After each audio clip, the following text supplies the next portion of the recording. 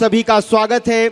इस कार्यक्रम का नाम जनता की सुनो जिम्मेदार हमने इसलिए रखा है क्योंकि आज जो जिम्मेदार नेता हैं, जो प्रत्याशी हैं, वो मंच पर होंगे और जो सूरजपुर नगर पालिका की जनता है उनसे अपने विकास के लेकर उनके सीधे तीखे सवाल होंगे और जो जिम्मेदार नेता होंगे वो उनके सवालों के जवाब देते नजर आएंगे और शहर विकास को लेकर उनके क्या मुद्दे हैं, क्या सोच है, वो बताते नजर आएंगे।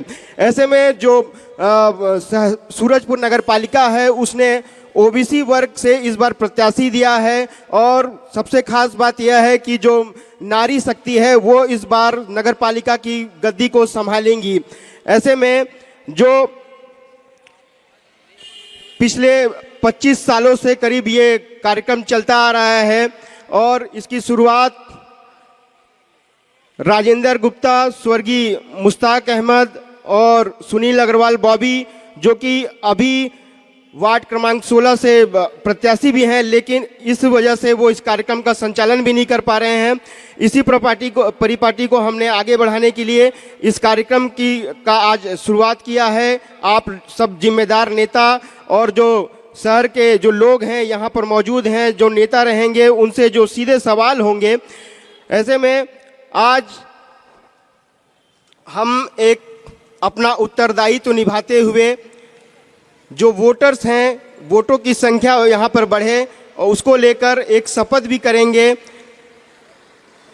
बाद में कराएगा, अभी करा दे, अभी ही करा देना। नहीं सब खत्म, दो पार्ट ना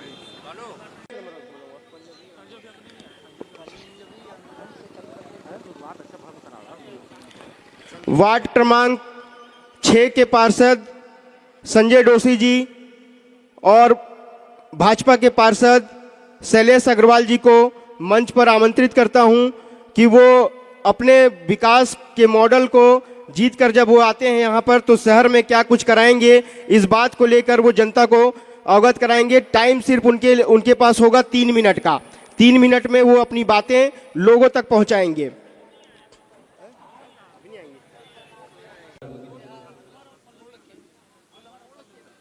चेक हेलो।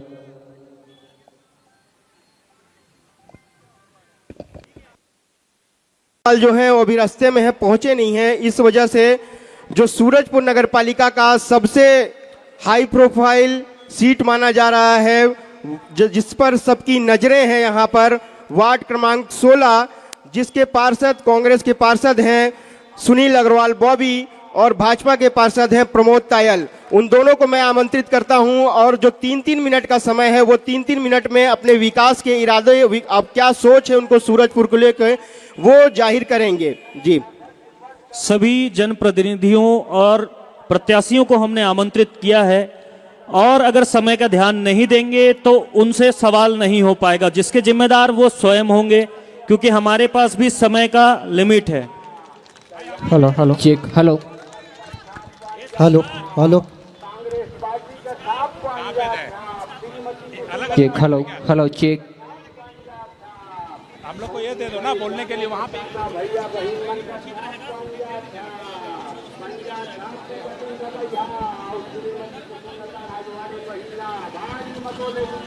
इसमें आना अगल बगल पे।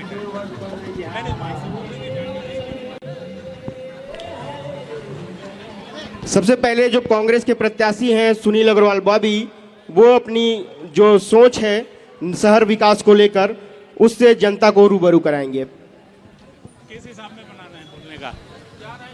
ऊपर नीचे से बना रहे हैं कैसे? अल्फा बीटा कर रहे हैं। अल्फा बीटा में तो पहले से दिए हैं, मैं सेकंड में हूँ। हाँ, मैं सेकंड में। 1 नंबर में प्रमोद भाई हैं, 2 नंबर में मैं हूँ। जी,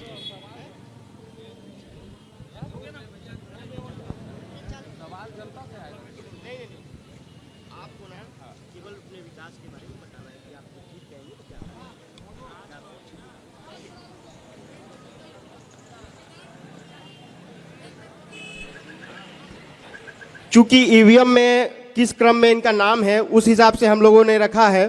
तो सबसे पहले अभी पता चला है कि जो प्रमोद भैया हैं उनका नाम पहले होगा, तो वो पहली अपनी बातों को बताएंगे। वहाँ भी हो सकता है। जाके बोलना चाहेगा तो खड़े बोल लो बोलना है।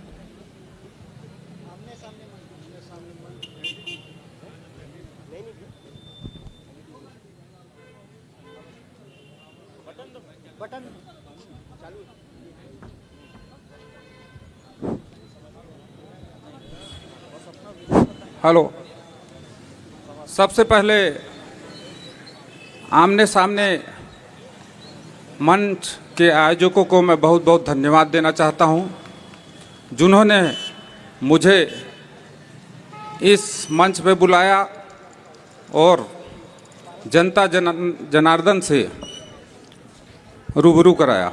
और मैं तमाम सारी जनता का भी बहुत बहुत आभार व्यक्त करता हूं और धन्यवाद देता हूं। और अब जैसा कि पानू भाई ने पूछा कि नगरपालिका में अगर आप आ जाते हैं तो आप क्या विकास करेंगे, सबसे पहले तो मैं ये बता दूं, मैं तो ना पत्रकार हूं कि मुझे लिखना आता है और ना मुझे किसी बात का अनुभव है, ना मुझे बोलने का अनुभव है कि मैं आप सबके सामने बोलूं। मैं आप सबके ही जैसा एक आम नागरिक हूं। हो सकता है मैं आज आप सबके सवालों का जवाब न दे पाऊं, लेकिन इतना विश्वास दिलाता हूं कि यदि मैं नगरपालिका में चुन के आया तो अपने कामों से आप लोगों का जवाब दूंगा। धन्यवाद।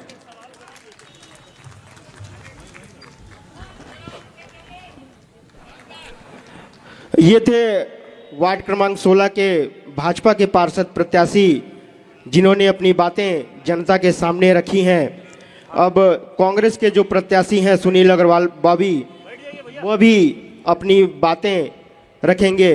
केवल 3 मिनट का समय होगा, इस बात का ख्याल रखेंगे। आयोजकों को खूब बधाई। समय बहुत कम है। समय तो ऐसा है कि बदन भी ना भीगे और लिबास भी गीला ना हो, और दोनों भाइयों की शर्त यह है कि तैर कर दरिया के पार जाना है। आप सभी को प्रणाम करता हूं। मैं वार्ड क्रमांक 16 से कांग्रेस पार्टी का प्रत्याशी हूं।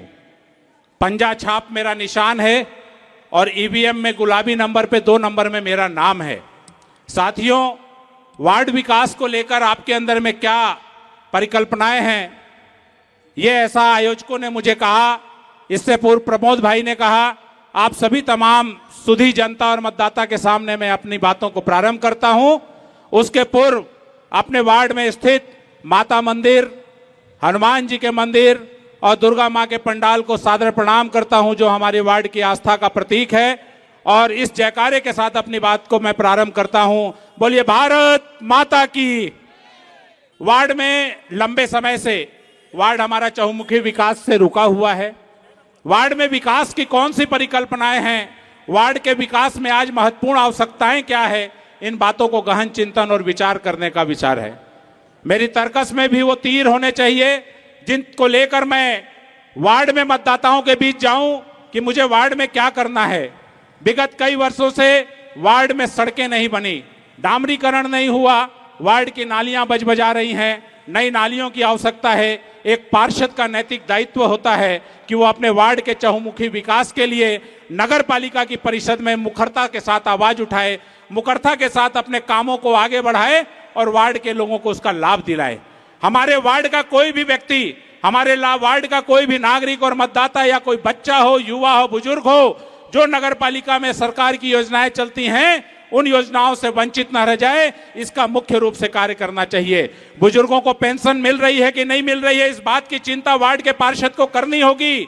राशन कार्ड बना है कि नहीं बना है, उस राशन कार्ड में चावल मिल रहा है कि नहीं मिल रहा है, इस बात की भी चिंता पार्षद को करनी होगी। अगर वार्ड में साफ सफाई नहीं हो रही है, गंदगी है, नालियां बजा रही हैं, हमारे वार्ड में सड़क बत्ती की व्यवस्था नहीं हो पा रही है, सड़कों की व्यवस्था ठीक नहीं है, मेरे वार्ड में साप्ताहिक हाट बाजार है वो व्यवस्थित नहीं है, तो उसकी भी व्यवस्था की चिंता पार्षद को करनी पड़ेगी। बुधवार और रविवार के दिन अगर वार्ड में किसी को कोई प्रॉब्लम हो जाए तो वो अपने घर से गाड़ी लेकर नहीं निकल सकता। साथियों, विडंबनाएं बहुत हैं, बहुत से ऐसे काम हैं जो वार्ड में पिछले 5 वर्षों में पार्षद, भारतीय जनता पार्टी के पार्षद के रूप में जिनको काम करना था, उन्होंने काम नहीं किया, लापरवाही हुई है, चूक भी हुई है। 2009 से 2014 तक मैं वार्ड में पार्षद रहा हूं। वार्ड की सुधी मतदाता और जनता यहां बैठी है। मेरे को लगता नहीं है कि विश्वास की कसौटी पर अगर मैं कहीं पे खरा उतरने में नाकाम रहूंगा या नाकाम रहा हूंगा, बहुत बहुत तो वार्ड की धन्यवाद। जनता मुझे सुनील भैया, निश्चित सुनील रूप से भैया, बहुत नकारे। बहुत धन्यवाद। और अपनी बातों माइक को बंद अंत करते हुए माइक बंद अपनी कर बातों को मैं समाप्त करता हूं। समय का भी पाबंदी होगा क्योंकि और भी प्रत्याशी हैं, तो उसके लिए क्षमा चाहेंगे। आपने सुना कांग्रेस के पार्षद को। अब हम कार्यक्रम को आगे बढ़ाते हुए वार्ड क्रमांक 16 जो कि भाजपा के पार्षद प्रत्याशी वहां से हैं, शैलेश अग्रवाल आ चुके हैं। और माफ कीजिएगा, वार्ड क्रमांक 6 के पार्षद प्रत्याशी हैं शैलेश अग्रवाल, वो पहुंच चुके हैं। संजय डोसी कांग्रेस के प्रत्याशी हैं, वो भी पहुंच चुके हैं। दोनों ही का मंच में स्वागत है। यहाँ पर आएंगे और अपनी अपनी बातें यहाँ पर रखेंगे। बहुत बहुत धन्यवाद वार्ड क्रमांक 16 के प्रत्याशी सुनील अग्रवाल और प्रमोद तायल जी का।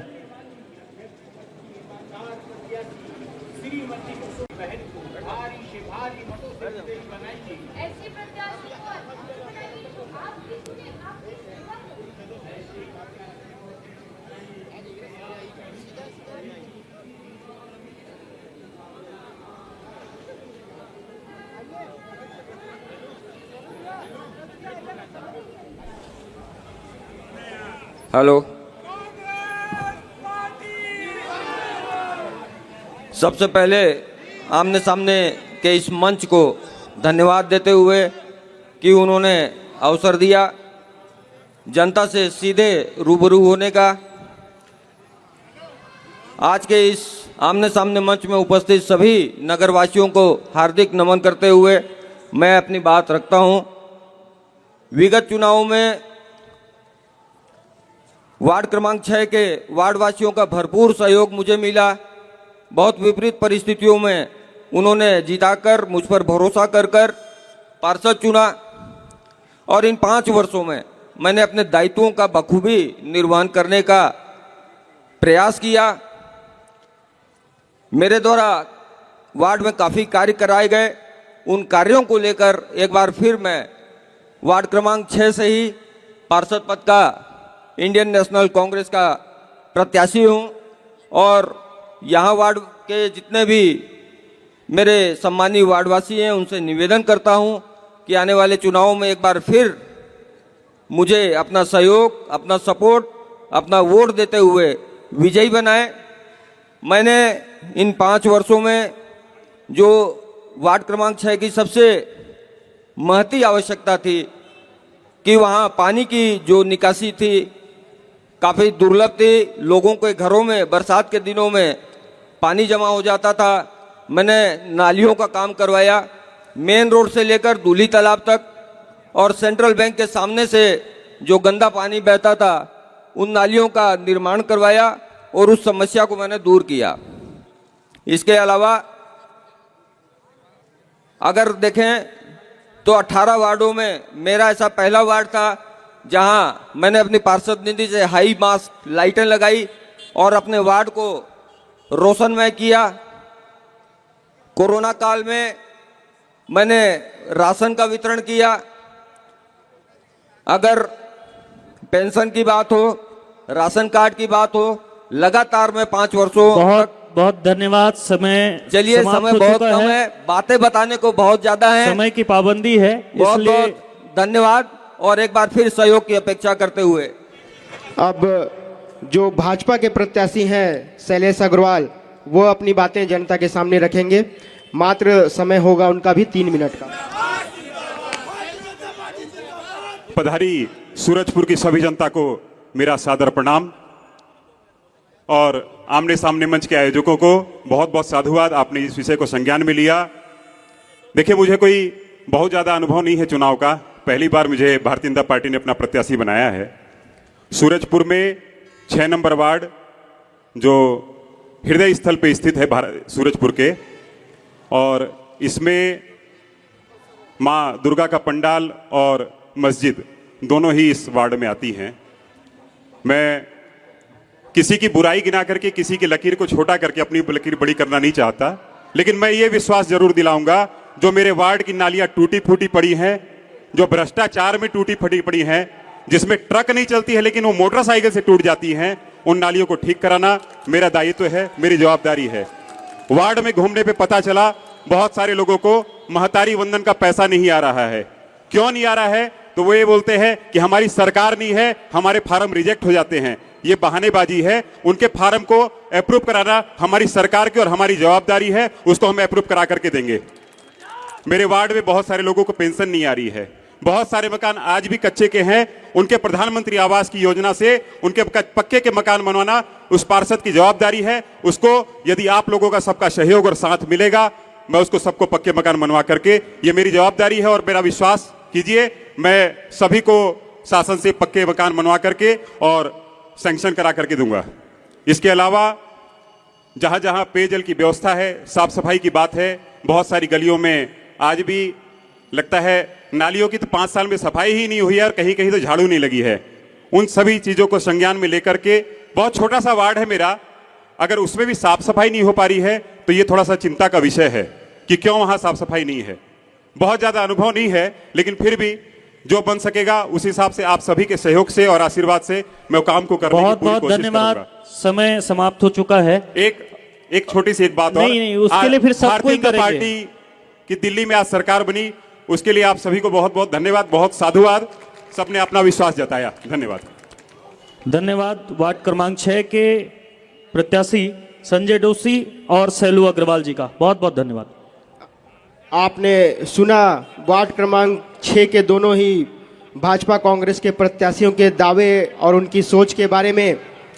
अब बारी है वार्ड क्रमांक 7, जहां से कांग्रेस के प्रत्याशी हैं गैबीनाथ, जो पूर्व में भी कई बार पार्षद रह चुके हैं, और भाजपा ने वहां पर एक नई प्रत्याशी को मौका दिया है, सरोज साहू।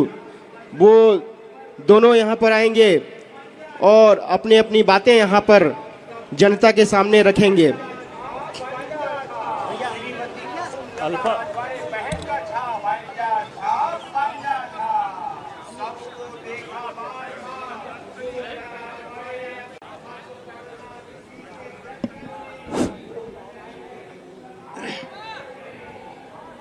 इस आमने सामने मंच के संचालक पूरी समिति को बहुत बहुत साधुवाद। उपस्थित जनता जनार्दन को सादर नमन, वंदन, अभिनंदन। मीडिया साथी, मैं विगत 3 पंचवर्षीय से वार्ड क्रमांक 7 का पार्षद रहा हूं और मैंने जितना भी काम कराया है मैंने उसकी लिस्टिंग करके लाया है। शायद इसको पढ़ने में समय लगेगी और मुझे टाइम बहुत कम मिला हुआ है, लेकिन मैं इतना ज़रूर बताना चाहूँगा कि जब मैं 2009 में 10 में पार्षद बना तो वार्ड में मात्र 48 राशन कार्ड हुआ करते थे। आज 698 राशन कार्ड बनाया मैंने। और 2009 में जो पेंशनधारी थे वो सिर्फ 16 पेंशनधारी थे। आज मेरे वार्ड में 378 पेंशनधारी हो गए हैं। और विद्युत पोल की अगर बात करूं मैं तो 58 विद्युत पोल मैंने विस्तार करवाया है। नए हैंडपंप 16 निर्माण करवाया है। इसके अतिरिक्त भी सड़क, नालियां और स्ट्रीट लाइटों का मैंने व्यवस्था करवाया है। एक बात जरूर प्रश्न में आएगा कि एक मंगल भवन का जो खंडहर हुआ है, मैंने अपने यशस्वी विधायक सम्माननीय श्री भूलन सिंह मरावी जी जब वो दुर्गा पूजा के समय में आए थे, मैंने उनके संज्ञान में इस बात को डाल दिया है। मैंने एप्लीकेशन भी दिया है और मैं उनसे करबद्ध इस मंच के माध्यम से प्रार्थना भी करूंगा कि बजट में रख करके और उसका निर्माण भी कराएंगे। और दूसरी बात मैं बता दूं कि वो मंगल भवन की जो जमीनें हैं, मंगल भवन है वो वार्ड क्रमांक 8 में आता है, 7 में जमीन भी नहीं है। चूंकि प्रश्न आएगा उसका मैं उत्तर भी दूंगा। काम करने का मैंने प्रयास किया, लोगों के जनहित में मेरे मुद्दे, मेरे काम, जनता जब एजेंडा बनाती है और जनता के एजेंडा के अनुसार मैं काम करने का प्रयास करता हूं और घर घर जा कर के काम करने का प्रयास करता हूं। मेरे वार्ड में कोई नालियां नहीं बजा रही हैं, साफ सफाई बराबर हो रहा है। कोई व्यक्ति ये बोले कि वार्ड क्रमांक 7 में नालियां बजा रही हैं तो बिल्कुल झूठा है। पत्रकार साथी भी हैं, मैं निवेदन करूंगा कि कल उसको बजबजाती नालियों का आप फोटो भी दे सकते हैं, लेकिन ऐसा नहीं है। मैंने सड़क से लेकर के आम जनता को पेंशन तक दिलाने का, घर घर बहुत बहुत धन्यवाद करने का काम किया। जयविनाथ साहू जी जय का हिंद, बहुत जय बहुत भारत। धन्यवाद। अब सरोज साहू जी से निवेदन कि वो अपनी बातें रखें, समय का विशेष ध्यान देंगे। आप सभी सूरजपुर की जनता को मेरी ओर से प्रणाम। और मैं यहाँ वार्ड क्रमांक 7 में पूरी विकास रुकी हुई है हमारे वार्ड में। वहाँ पे के नाली जगह जगह टूटी हुई हैं और आंगनबाड़ी केंद्र अपने घर में भवन बना के रखे हैं और अपने पत्नी को कार्यकर्ता बना के रखे हैं, अपने बहू को सहायिका बना के रखे हैं। हमारे वार्ड में अगर किसी महिला को दिया जाता शिक्षित को तो उनके 2 वक्त का रोजी रोटी चलता। और मंगल भवन की बात हो रही है तो मंगल भवन 2021 में मैं आवेदन लगाई थी कलेक्टर में, उसके बाद भी जाके वो मंगल भवन 7 और 8 के बीच में है, वो अभी तक खंडर पड़ी हुई है। और जाके देखिए नाली, और ये बोलते हैं राशन कार्ड की बात, तो राशन कार्ड कई लोगों का नहीं बना हुआ है। और पेंशन आज भी महतारी बंधन योजना का पेंशन मिल रहा है महिलाओं को, और बाकी विधवा पेंशन रोक दिया गया है नगर पालिका से। मैं 2-3 लोगों को नगर पालिका में ले जाके दी हूँ और आवेदन कराई हूँ। और यहाँ विकास की बात किया जाता है, 15 साल का पार्षद बने हुए हैं। आप सभी को धन्यवाद। बहुत बहुत धन्यवाद आप दोनों ही प्रत्याशियों का। जनता आपकी आवाज सुन रही है और वो फैसला जरूर करेगी। लीजिए, अब बारी है वार्ड क्रमांक 8 में जो कांग्रेस के प्रत्याशी हैं अनवर खान जी स्टेज पर आ जाएंगे। वहीं भाजपा के प्रत्याशी यहाँ पर शायद नहीं पहुँच पाए हैं, निर्दलीय कैंडिडेट हैं वहाँ पर पल्लवी, वो भी स्टेज पर आएंगी और अपनी बातें यहाँ पर रखेंगी।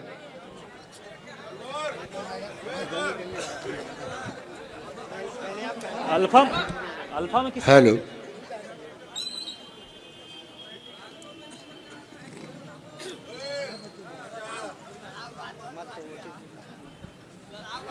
हेलो।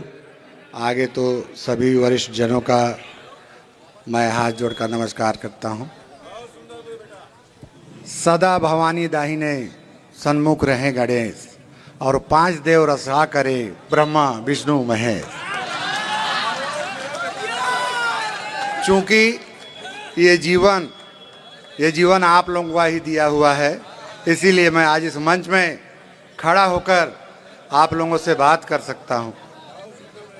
और चूंकि ये ज़िंदगी आप लोगों ने दी है, तो जीवन का एक एक क्षण, चाहे वो रात के 2 बजे हो, 12 बजे हो, मैं आप लोगों के लिए तत्पर रहूँगा। मैं अपने वार्ड वासियों के लिए हरदम तत्पर रहूँगा।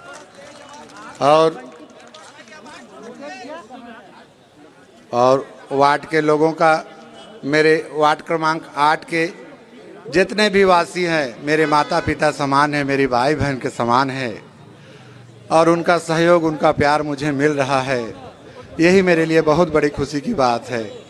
बस यही 2 शब्द कहकर मैं अपना स्थान ग्रहण करूँ। नमस्कार। बहुत बहुत धन्यवाद अनवर जी। हेलो, नमस्कार, मैं पल्लवी, और यहाँ पे लगभग मेरे को लगता है सभी कोई मेरे को जानते होंगे। तो एक बार भारत माता की, आप सबका बहुत बहुत शुक्रिया। और मैं बस यही बोलना चाहती हूँ, मैं निर्दलीय प्रत्याशी हूँ और मैं चाहती हूँ कि एक बार आप मेरे को महिला होने के नाते मेरे को मौका दें। और रही बात वहाँ के विकास की, तो विकास तभी हो सकता है जब आप हमको महिलाओं को सबसे पहले मौका दिया जाए, और विकास तभी होगा जब हम वहाँ के कुछ चीज़ों को सही किया जाए। जैसे कि हम वहाँ पे, हमारे यहाँ बहुत क्राइम होते हैं, बाकी साफ़ सफाई तो वो तो हमारा है ही, लेकिन वहाँ पे एक्चुअल में क्या होता है वो भी जानना ज़रूरी है। जैसे वहाँ पे लाइट्स वगैरह का बहुत ज़रूरी, कैमरा वगैरह का बहुत ज़रूरी चीज़ है, और महिलाओं के हितों के लिए भी बहुत सारी चीज़ें बहुत ज़रूरी है। तो आप बस, मैं जानती हूँ कि हाँ, समस्याएं तो हर किसी की छोटी बड़ी होती हैं, तो मैं चाहूँगी कि वहाँ पे एक हमारा एक बॉक्स होगा जो अपनी हर एक समस्याएं हम उनको जा के एक एक चीज़ हम उनको बता सकें। वो अपने एक बॉक्स के थ्रू अपना एक लेटर देंगे और वो हम उनसे हर रूबरू होंगे और हर उनके हर घर में जा जा के मैं मिलूंगी कि हाँ उनकी क्या समस्या है, क्योंकि समस्याएं जो होती है अनगिनत होती है, बोलने से नहीं होता, करने से होता है। तो इसलिए मैं ज़्यादा बात नहीं करूंगी, तो आप मुझे एक मौका दीजिए, मैं आपको वो जो वार्ड का विकास करके दिखाऊंगी। और एक बात और, मैं लड़की हूँ, लड़ सकती हूँ, और अपने हितों के लिए और वार्ड पार्षदों वार्ड के लिए मैं बहुत कुछ कर सकती हूँ। धन्यवाद। बहुत बहुत धन्यवाद। भाजपा के प्रत्याशी पंकज चौबे को भी हमने आमंत्रित किया था, लेकिन वो नहीं आए। क्या कारण था वो खुद जानेंगे। अब अगली बारी है वार्ड क्रमांक 3 से, जहां के भाजपा प्रत्याशी हैं मुकेश गर्ग जी, कांग्रेस के प्रत्याशी हैं पूर्व पार्षद वीरेंद्र बंसल जी, और निर्दलीय उम्मीदवार वहां पर हैं चंचलेश श्रीवास्तव जी। तीनों का ही मंच पर स्वागत है। और ये पार्षदों के टर्म में ये अंतिम होगा, उसके बाद सीधे यहाँ पर मंच पर आपको अध्यक्ष दिखाई देंगे और उनके साथ जो उनके बड़े नेता हैं वो सब यहाँ पर दिखाई देंगे।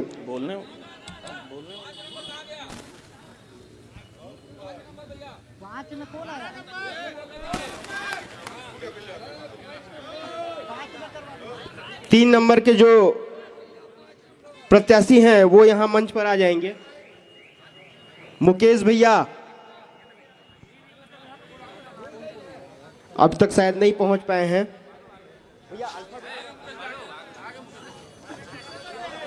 लास्ट टाइम पे मुकेश भैया भी लास्ट टाइम पे एंट्री हो गई इनकी भी।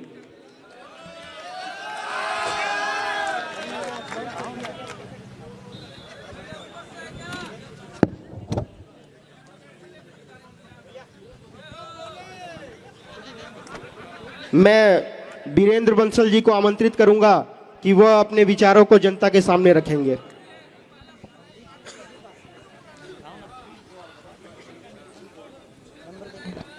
हेलो, मैं वीरेंद्र बंसल वार्ड क्रमांक 3 से कांग्रेस का प्रत्याशी हूं और सबसे सर्वप्रथम मैं सूरजपुर की सभी नागरिकों को हाथ जोड़ करके प्रणाम कर रहा हूं कि वो मुझे सुनने के लिए अपना कीमती समय लेकर यहाँ बैठे हुए हैं। और आमने सामने मंच के आयोजकों का भी धन्यवाद है जिन्होंने मुझे यहाँ पे आमंत्रित किया।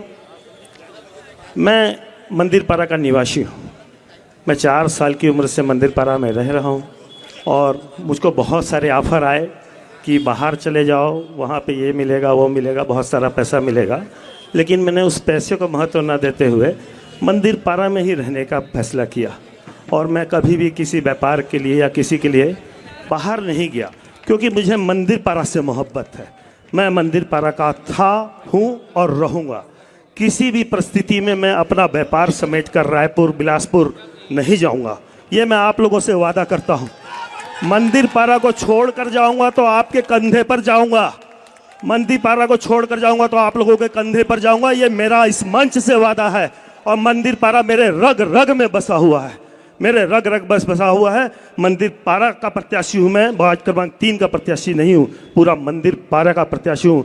मंदिरपारा की एक एक गलियों में बचपन बिताया है मैंने। मैं पढ़ने भी बाहर नहीं गया हूँ, मैं यहीं प्राइमरी स्कूल में पढ़ा, यहीं पे पढ़ा हूँ। मैंने मंदिरपारा को नहीं छोड़ा यहाँ आने के बाद, और मेरी माँ ने मंदिरपारा को नहीं छोड़ा। नवापारा में पहली ज़मीन लिए थे, मम्मी बोली वहाँ मकान नहीं बनाना है, रहूँगी तो मैं मंदिरपारा में ही रहूँगी। ये झूठ नहीं बोल रहा हूँ, आज मेरी माँ नहीं है, लेकिन उनका आशीष है कि मैं यहाँ पे रहा। और मंदिरपारा की जनता ने मुझे वार्ड क्रमांक 4 से पार्षद बनाया और मेरा पूरा प्रयास रहा कि मंदिरपारा में जो भी बुराइयाँ हुई है, जो भी गंदगी हुई है, उसको साफ कर सकूँ। मंदिरपारा में खंजर मंगल भवन बना हुआ था, एक भी भवन में शादियाँ नहीं हुई कभी भी, वहाँ पास में खंजर था। मैंने उसको जैसे तैसे करके जतन करके उसको साफ सफाई करवाई और वहाँ पे 5-7 शादियाँ हुई गरीब बच्चों की, नहीं तो खंजर। बहुत बहुत धन्यवाद बंटी बंसल जी का। समय समाप्त होता है। अब अगले में मुकेश भैया आए और अपनी बात रखें।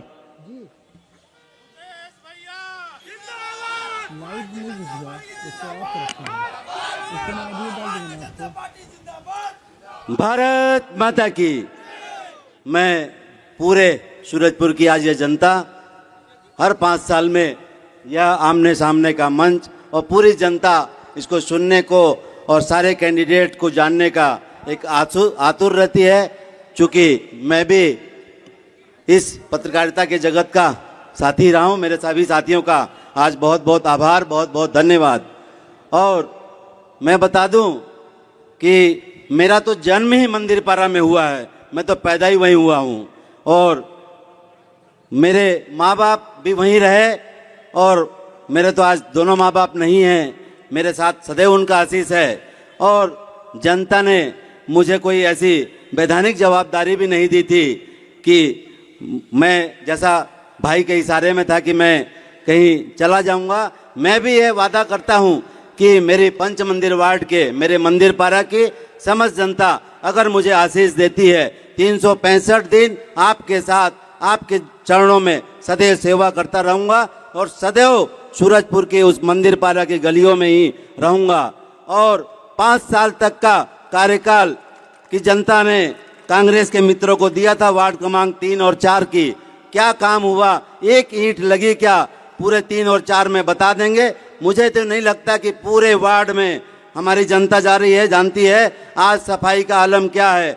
वार्ड क्रमांक 3 जहां पर पानी के निस्तार के, नाली के निस्तार की सबसे बड़ी समस्या है, 5 साल में एक भी कहीं नाली का निर्माण हुआ हो तो बता दें। हाँ, चौड़ीकरण जरूर हुआ है, चौड़ीकरण चूंकि निजी स्वार्थ का मामला था, वो चौड़ीकरण पूरे वार्ड में बहुत ज्यादा हुआ है। पूरे शहर के 18 वार्डों में अगर हुआ है तो चौड़ीकरण हुआ है, क्योंकि वो एक निजी स्वार्थ का बहुत विषय बहुत था। धन्यवाद मुकेश जी, भैया, धन्यवाद। समय समाप्त होता है। अब निवेदन करूंगा चंचलेश भैया से, वो भी अपनी बात रखें। मेरे दोनों बड़े भाई बता रहे थे कि मैं वार्ड क्रमांक 3 में ही पैदा हुआ हूं, तो मैं आपको बता दूं कि मैं भी कोई विदेश से नहीं आया हूं, मैं भी वार्ड क्रमांक 3 में ही पैदा हुआ हूं। रही बात विकास के बात करने की, तो 15 साल 20 साल लोगों के विकास हमने भाजपा का भी देखा है और 5 साल कांग्रेस का भी विकास देखा है। मैं उस वार्ड का वासी हूं जिस वार्ड के लोग विकास की उम्मीदें, जो विकास का बाट जोड़ जोड़ के थक चुके हैं और उनकी थकी हारे लोगों की उम्मीद हूं मैं, जिस उम्मीद के चलते उन्होंने मुझे खड़ा किया है। और मैं इन दोनों प्रत्याशी जो भाजपा और कांग्रेस के प्रत्याशियों के समक्ष निर्दलीय प्रत्याशी के रूप में खड़ा हूं, वो मुझे अपने वार्ड के लोगों ने अपनी उम्मीद के जिंदा रखने के लिए खड़ा किया है। और अगर मैं जीतता हूं, अगर मुझे काम करने का, वार्ड में काम करने का मौका मिलता है, तो मैं अपने वार्ड वासियों के लिए वो काम करके दिखाऊंगा जो यहाँ के क्षेत्र के अच्छे अच्छे लोगों ने अपने वार्ड के लिए नहीं किया होगा, उस कार्य को करके दिखाऊंगा। और मैं आपको बता दूं, पंच मंदिर वार्ड जो वार्ड है, उस वार्ड की एक बहुत अच्छी खूबी है, आप उस वार्ड में जब घुसेंगे, प्रवेश करेंगे, तो आपको नाक बंद करना पड़ेगा। और अगर आप स्वच्छता के प्रति संकल्पित हैं तो आपको आंख बंद करके भी वहां से जाना पड़ेगा, क्योंकि पंच मंदिर वार्ड के प्रवेश पर ही आपको दुल्ही तालाब मिलेगा, जो हमारी धार्मिक आस्था का प्रतीक है और सरोवर हमारी धरोहर है। उस धरोहर की जो स्थिति है आप जाके देख सकते हैं। रही बात पानी, बिजली और नाली की, तो 15 साल का और 5 साल का अनुभव आप खुद जाके देख सकते हैं उस वार्ड में कि कहां पर बिजली है, कहां पर पानी है, कहां पर नाली है, कहां पर सफाई हुई है। मैं बहुत ज्यादा बात कर, मैं नेता नहीं हूं, मैं कलमवीर हूं। मैं कलम से आज से 33 साल से कलमवीर रहा हूं और उस कलम की ताकत के चलते ही सबको आगे करने का प्रयास किया हूं। लेकिन बहुत बहुत धन्यवाद चंचलेश भैया का, समय समाप्त हो। भारत माता की जय, भारत माता की जय। सबसे पहले मैं आमने सामने मंच के मीडिया प्रभारियों का धन्यवाद करती हूँ, जो जनता के सामने अपने बात रखने के लिए मुझे रूबरू कराई हैं। और यहाँ जितने मंचासीन बैठे हुए हैं उनको प्रणाम करती हूँ। और यहाँ जनता, जितने मेरे भाई बंधु, माता पिता तुल्य, छोटे बड़े सब है, वो सबको चरण छू के मैं प्रणाम करती हूँ और अपना बात को रखती हूँ। मैं देवंती साहू भाजपा प्रत्याशी, आपको ये बताना चाहती हूँ कि मेरे संगठन ने मुझे चुनकर इतनी बड़ी जिम्मेदारी दी है, उन संगठन की धन्यवाद करती हूँ। और जिला के जितने वरिष्ठ हैं उन सब का भी धन्यवाद करती हूँ। मैं अगर यहाँ अध्यक्ष बनी तो मैं जनता के ही हित में ही काम करूँगी और जनता से जितना जनता और मैं बैठकर मेरे जिला के वरिष्ठ जन और संगठन के वरिष्ठ जन से पूछकर मिलकर यहाँ अपना काम को करूँगी।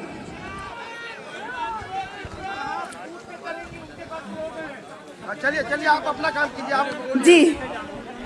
आप बोलते रहें, बीच में कोई ना बोले। और यहाँ जितना स्वच्छता नहीं मतलब स्वच्छ नहीं बना पाए हैं वो सब कार्य को करूँगी। और यहाँ हमारे वार्डों में जो विकास नहीं हुए हैं वो सब करने की कोशिश करूँगी। और यहाँ जो घोषणा पत्र हमारे भाजपा द्वारा किया गया है उनमें से सभी कार्य को करूँगी। मैं अपने जनता के हित में ही सारे कार्य को करूँगी। यहाँ कहीं नालियों की व्यवस्था नहीं है और कोई पार्क नहीं है, छठ घाट व्यवस्थित भी नहीं है और तालाबों का जीर्णोद्धार भी करूँगी। और मैं अपनी सारी जो कार्य यहाँ नहीं हुआ है वो सब करूँगी। मैं जनता से आशीर्वाद भी लेने यहाँ खड़ी हूँ और मुझे विश्वास है कि मेरी भाजपा की सरकार दिल्ली में भी आज आई है, उसके लिए भी मैं भाजपा को धन्यवाद करती हूँ। इसीलिए मैं यहाँ अपने मूल जितने सुविधा है सबको करने के विकास करने की शुक्र करूँ जी। और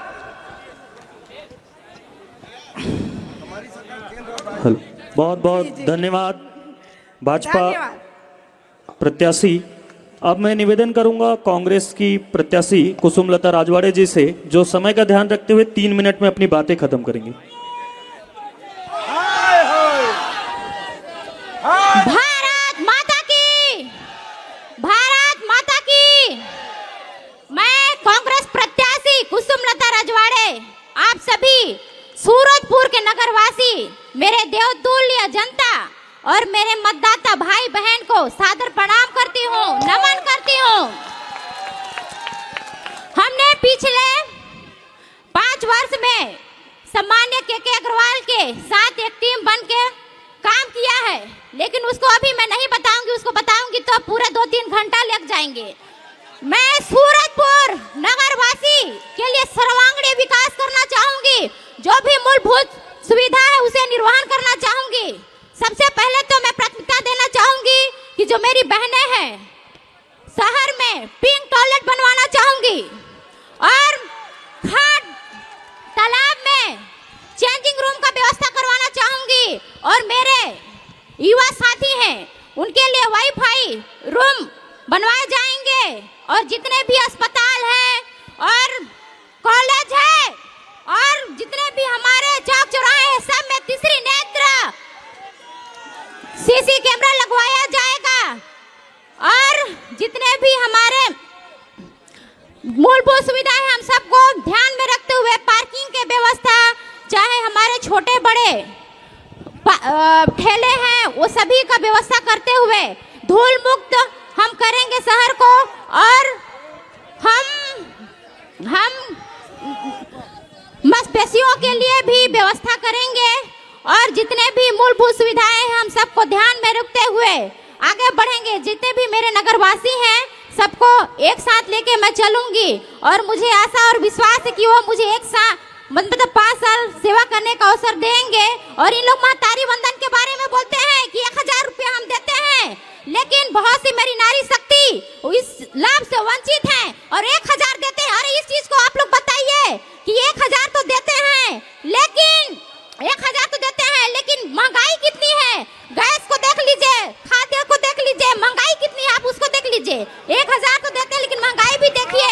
हम सभी नारी शक्ति के साथ है। इतना मैं और आगे आप सभी के दिशा निर्देश से काम करना चाहूंगी, बड़ों से आशीर्वाद लेके उनके सहयोग से काम करना चाहूंगी। और इसमें हमारे 34 बिंदु में हम सभी भैया उस सवाल के समय होगा, अभी बैठ जाएं। प्रणाम करती हूँ, धन्यवाद। बहुत बहुत धन्यवाद कांग्रेस की प्रत्याशी कुसुमलता राजवाड़े जी से। अब सवाल के जो दौर हैं वो शुरू होंगे, तो सभी शांति बना के रखें। और हमारे सहयोगी इमाम, सबसे पहले एक एक सवाल मंच की तरफ से होगा। उसके बाद आप जो जनता है यहाँ पर वो अपने सवाल करेगी, पर्ची लिख कर यहाँ पर देगी। सवाल ऐसे होने चाहिए जो तीखे और जरूर हो सकते हैं लेकिन व्यक्तिगत ना हो, इस बात का खास ख्याल रखा जाना चाहिए। तो सबसे पहले जो कांग्रेस की प्रत्याशी हैं उनसे मेरा सवाल है कि आप लोग 5 सालों तक नगर पालिका सूरजपुर में रहे, इस दौरान कांग्रेस की सरकार भी रही। आप लोगों की सूरजपुर शहर को व्यवस्थित बनाने के लिए, सुंदर बनाने के लिए क्या सोच रही?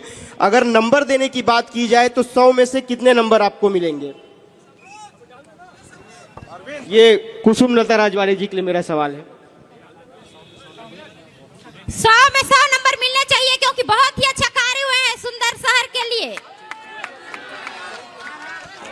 अब जो अगला प्रश्न भाजपा के प्रत्याशी देवंती साहू से, कांग्रेस ने कहा कि जो विकास कार्य है उसमें वो 100 का 100 नंबर दे रही हैं। आपको क्या लगता है आप कितने नंबर दे रही हैं?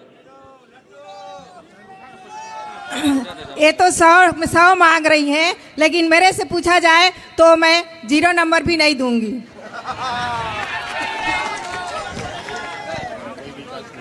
क्या कोई विकास नहीं हुआ है? क्या विकास हुआ है यहाँ? आप लोग तो सभी जानते हैं कि कितना विकास हुआ है 5 सालों में, सब देख ही रहे हैं।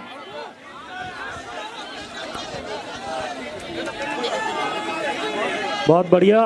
अब जो प्रश्न होंगे, जनता के जो सवाल हमारे बॉक्स में आए हुए हैं वो अब खुलेंगे और सवाल उनसे होंगे और जवाब जो स्टेज में बैठे जनप्रतिनिधि हैं वो देंगे, कांग्रेस और भाजपा दोनों के। तो पहला सवाल निकलता हुआ, एक सवाल आया है विधायक जी के लिए। आपकी सरकार दिव्यांगों की मांगे 6 महीने से पूरा नहीं कर पा रही है, तो आप पर जनता कैसे भरोसा करेगी? ये सवाल किसी ने लिख कर दिया है। विधायक जी फिर से बता दूं मैं आपको। मेरे लिए भी कोई समय है क्या? नहीं, आप बता सकते हैं। सवाल फिर से कर। आज सूरजपुर नगर में आमने सामने की इस मंच के कार्यक्रम में उपस्थित सभी मंचासीन अतिथिगण और सामने बैठे हमारे सभी दोनों दल के सभी सम्मानित जन, सभी युवा साथी, सभी माता बहनों और सभी इस मीडिया के सभी साथीगण, अभी भाई साहब एक प्रश्न पूछ रहे हैं कि दिव्यांगों का, जब विधानसभा चुनाव हुआ, थोड़ा सा मैं बात को खींचूंगा, है ना, तो हमारी सरकार ने दिव्यांगों के लिए हर जिला में, हर ब्लॉक मुख्यालय में एक शिविर आयोजन करके और उनको दिव्यांगों के लिए एक प्रमाण पत्र जारी कर रहे हैं। और दिव्यांगों के लिए जो उनके लायक व्यवस्था है, चाहे ट्राईसाइकिल हो, चाहे उनके हाथ में रखने का डंडा हो, ये सारी सुविधा दिव्यांगों के लिए हम लोग हमारी सरकार बनने के बाद हम लोग दिए हैं। और हमारे छत्तीसगढ़ प्रदेश के मुखिया जी भी आए थे, तो उस समय भी हम लोग इस सूरजपुर शहर में भी बंटवाए हैं, सिविल में ही हुआ है। और कोई प्रश्न भैया? इतनी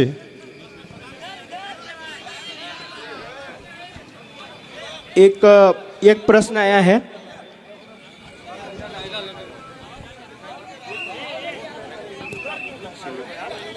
वो एक प्रश्न आया है जो पूर्व जो उपाध्यक्ष रह चुके हैं यहाँ पे अज्जू अग्रवाल जी, अंकिता सिंह ने 29 करोड़ का और 6 करोड़ का स्टेडियम बनाया, के अग्रवाल जी ने स्विमिंग पूल बनाया, डोम बनाया, शॉपिंग कॉम्प्लेक्स बनाया। मैं पंकज तिवारी थलेश्वर साहू जी से पूछना, माफ कीजिएगा, थलेश्वर साहू जी के लिए ये थलेश्वर साहू जी से पूछता हूं कि आपके कार्यकाल में कौन सा काम हुआ है जिससे आपको यह मौका दिया जाए। तो जो उपाध्यक्ष थे अज्जू अग्रवाल वो इनका जवाब देंगे। हेलो धन्यवाद सबसे पहले सवालकर्ता को कि उन्होंने बोला कि 6 करोड़ का अंक। एक बार भैया थोड़ा सा सवाल को दोहरा देंगे। 6 करोड़ रुपए का डोम बनाया, हाँ, स्टेडियम बनाया, डोम बनाया, स्विमिंग पूल बनाया। हाँ, आपकी सरकार अगर आती है तो आपको जनता क्यों मौका दे, ये कहना है। जो स्टेडियम की बात हो रही है, निश्चित रूप से छत्तीसगढ़ में भारतीय जनता पार्टी की सरकार थी और डॉक्टर रमन सिंह जी ने स्टेडियम की सौगात सूरजपुर को दी। मैं डॉक्टर रमन सिंह जी का, भारतीय जनता पार्टी का धन्यवाद करना चाहता हूं। अंकिता सिंह जी जरूर नगरपालिका में थी, लेकिन प्रदेश में सरकार भारतीय जनता पार्टी की थी, इसलिए इतना बड़ा स्टेडियम यहां पर मिला। दूसरा, स्विमिंग पूल की बात है, चाहे डोम की बात है, निश्चित रूप से डोम एक सुविधाजनक चीज है, लेकिन जो अभी 5 साल, विगत 5 वर्षों में जो सरकार रही, उन कामों में उनका विशेष ध्यान रहा कि कहां से मनी ट्रांसफर हो सके। मनी ट्रांसफर किस माध्यम से हो पाएगी, उनका मूल उद्देश्य ये रहा, चाहे वो स्विमिंग पूल हो, चाहे ये डोम हो। मैं आपको विश्वास दिलाता हूं, भारतीय जनता पार्टी की सरकार आएगी, ये दोनों काम की जांच होगी और जांच में दूध का दूध और पानी का पानी होगा। सुविधा की चीजें हैं, मैं स्विमिंग पूल भी सुविधा की चीज है, उससे इनकार नहीं करता। डोम भी सूरजपुर की सुविधा की चीज है, उससे इनकार नहीं करता, लेकिन उसमें बड़ा भ्रष्टाचार है, इस बात का दावा मैं इस आमने सामने मंच में करता हूं। साथियों, अभी हमारी कांग्रेस की कुसुम राजवाड़े जी बता रही थी, कुसुमलता राजवाड़े जी, कि हम शौचालय बनवाएंगे, हम सीसीटीवी कैमरा लगवाएंगे, हम पानी की सुविधा करेंगे। मैं एक सवाल करना चाहता हूं, 5 साल 4 साल प्रदेश में कांग्रेस की सरकार थी और 5 साल कांग्रेस की सरकार थी और नगर पालिका में भी कांग्रेस की सरकार थी। हमारे वाटर एटीएम क्यों बंद हुए? जगह जगह जो ठंडे पानी के वाटर एटीएम थे वो क्यों बंद पड़े रहे 5 सालों तक? सीसीटीवी सारे चौक चौराहे में थलेश्वर साहू जी की सरकार में लगे थे, वो सारे सीसीटीवी कैमरे बंद क्यों हैं? शौचालय, जगह जगह शौचालय, चाहे आप बाजार के पास का शौचालय हो, चाहे पुराने स्वास्थ्य विभाग के पास का शौचालय हो, सारे सार्वजनिक शौचालयों को बंद करने का काम कांग्रेस के 5 साल में हुआ। मित्रों, नया बनवाने की बात करते हैं, पुराने को संचालित नहीं कर पाई है। अब भाजपा और कांग्रेस दोनों से अजिल दोस्त ने कहा कि आप सिटी के डेवलपमेंट के लिए क्या प्लान होगा। कांग्रेस की अगर सरकार बनती है तो हमारे साथी हैं, अभी आपको अभी हमारे कांग्रेस का घोषणा पत्र वितरण करेंगे। 34 बिंदुओं का हमने एक घोषणा पत्र कांग्रेस ने तैयार किया है कि अगर शहर की सरकार कांग्रेस की बनती है, अगर शहर में नगर पालिका में कांग्रेस को पुनः बैठाने का प्रयास अगर शहर की जनता जनार्दन करती है तो इन बिंदुओं पर कांग्रेस उतरेगी। चूंकि ये विषय बहुत लंबे हैं, आप तक लिखित में हम पहुंचाएंगे और कुछ मोटी मोटी बातें आप तक मैं रखना चाहता हूं। छोटी छोटी बातें हैं और कुछ भाई बोलते रहते हैं कि मिल बांट के खाएंगे क्या, ऐसा कुछ चिल्ला रहे थे क्या? मित्रों, कील हथौड़ों से नहीं, कील हथौड़ों से नहीं, नाखूनों से खोदते हैं दर्राखों पर कुएं। और ये मेरे भारतीय जनता पार्टी के लोग आस लगाए बैठे हैं कि पानी आए, आस लगाए बैठे हैं कि पानी आए। मैं आपको कांग्रेस पार्टी की ओर से याद दिलाता हूं कि अगर 11 तारीख को कांग्रेस पार्टी को अगर मतदान में हम लोगों को सरकार में बैठने का मौका मिला तो शहर में सारी वे योजनाएं जिसका ईमानदारी से क्रियान्वयन नगर पालिका को करना है वो नगर पालिका करेगी और सिटी डेवलपमेंट प्लान के लिए सरकार काम करेगी। धन्यवाद। सेम सवाल भाजपा से है कि उनका मास्टर प्लान क्या है। आरोप और प्रत्यारोप तो लगाते ही रहते हैं एक दूसरे पर, कम शब्दों में जवाब दें कि ताकि सभी बातें रखी जा सके। सिर्फ जो सवाल है उसी का जवाब दें। देखिए, नगर का विकास निश्चित रूप से, जैसे बच्चा जब पैदा होता है और धीरे धीरे बड़ा होता है तो उस स्वयं विकास है उसका, लेकिन नगर के विकास के लिए योजना बननी चाहिए। आज भारतीय जनता पार्टी ने घोषणा पत्र में कहा है कि हम प्रत्येक वार्ड में मंगल भवन बनाएंगे ताकि लोगों को सुविधा मिले और वो शादी विवाह का या और अन्य आयोजन उनके आराम से हो सके। दूसरा, सूरजपुर में रिंग रोड निकल गया है, ये सड़कें जो बनी हुई है अब इसके अंदर थोक बाजार वालों को काफी असुविधा हो रही है। एक थोक मार्केट कहीं शहर से लगी हुई आउटर पे, जहां उनकी गाड़ियां आ जा सके, सामान उतर सके, उनका व्यापार किसी भी नगर का व्यापार ही जो है उसकी समृद्धि का केंद्र रहता है, और वो उससे देखा जा सकता है कि ये व्यापार कितना समृद्ध होगा, उससे ही नगर की समृद्धि होती है। तो निश्चित रूप से व्यापार की योजना बनाना और अन्य सुविधाएं जिस प्रकार की होनी चाहिए, सड़कें जो गलियां टूटी फूटी पड़ी हैं, नालियां हैं, ये जो मौलिक जो सुविधाएं हैं, ये सुविधाएं तो निरंतर रहे, और अन्य चीजें जो आधुनिकता के हिसाब से लाई जा सकती हैं, हाट बाजार वगैरह, जैसे बाजार में जो जिस तरीके से अभी ये जो गुमटियां बनी हुई हैं और सब बनी हुई हैं, तालाबों की क्या स्थिति है, सारे तालाबों का गहरीकरण करके, सौंदर्यीकरण करके, और जगह जगह उसमें पार्क बना करके, ये सारी चीजें भारतीय जनता पार्टी की योजना में है और हमारे घोषणा पत्र में है। निश्चित रूप से शहर को कितना सुंदर सजाया जा सकता है, उसके लिए हमारे पास केंद्र सरकार भी है और प्रांतीय सरकार भी है। कहीं पर भी बजट वगैरह की कोई स्थिति नहीं रहेगी, हमको ये कहना नहीं पड़ेगा कि हमारे पास पैसा नहीं है। आप मौका अगर देंगे तो सूरजपुर नगर को जितना सजाया जा सकता है, जिस तरीके से सजाया जा सकता है, यहाँ लोगों को रोजगार के अवसर प्राप्त हो, लोगों को सुख सुविधा प्राप्त हो, यही हमारा लक्ष्य रहेगा। धन्यवाद। धन्यवाद। एक सवाल आया है कांग्रेस प्रत्याशी हैं कुसुमलता जी के लिए कि अगर आप अध्यक्ष बनी तो नगरपालिका के पिछले कार्यकाल में हुए भ्रष्टाचार के विभिन्न जो आरोप लग रहे हैं, क्या आप अगर बनती हैं तो उस पर जांच कराएंगी, और अगर सही पाए गए तो क्या कार्रवाई करेंगी? ये कुसुमलता जी के लिए। जी, अगर आप लोग को ऐसा लगता है कि भ्रष्टाचार हुआ है तो उसको निश्चित ही मैं जांच करवाऊंगी।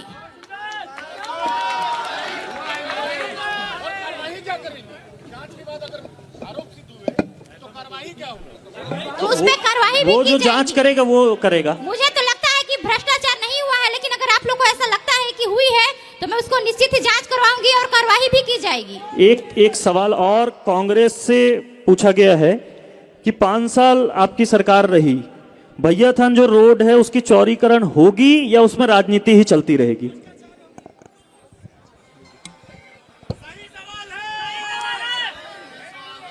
सभी जनता जनार्दन को मैं प्रणाम करता हूं। यहां पर उपस्थित सभी वरिष्ठ जनों का सम्मान।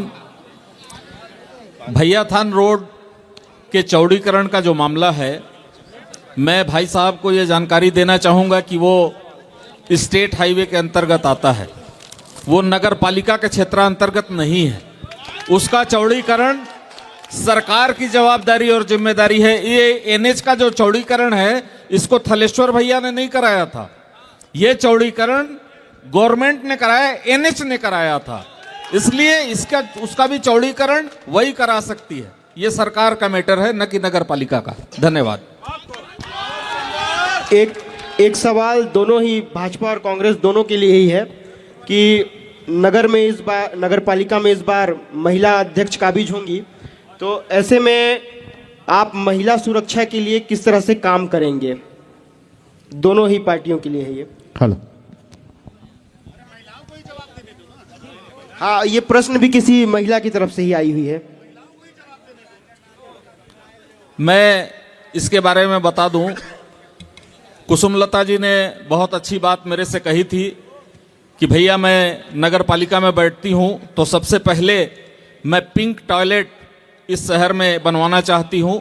दूसरा, मैं ये कांग्रेस के घोषणा पत्र में भी है कि छठ तालाब और छठ घाट नदी के पास में जो लगता है, वहां पर महिलाओं को अपने कपड़ा चेंज करने में थोड़ा सा शर्म और झिझक महसूस होती है। उसके लिए वहां पर मैं महिलाओं के लिए चेंजिंग रूम बनवाना चाहती हूं, ये उनकी सोच है। साथ ही सभी चौक चौराहे, स्कूल और विद्यालयों के पास में सीसीटीवी कैमरा, वाईफाई जोन ये बनाने का उनका अपना दृढ़ संकल्प है।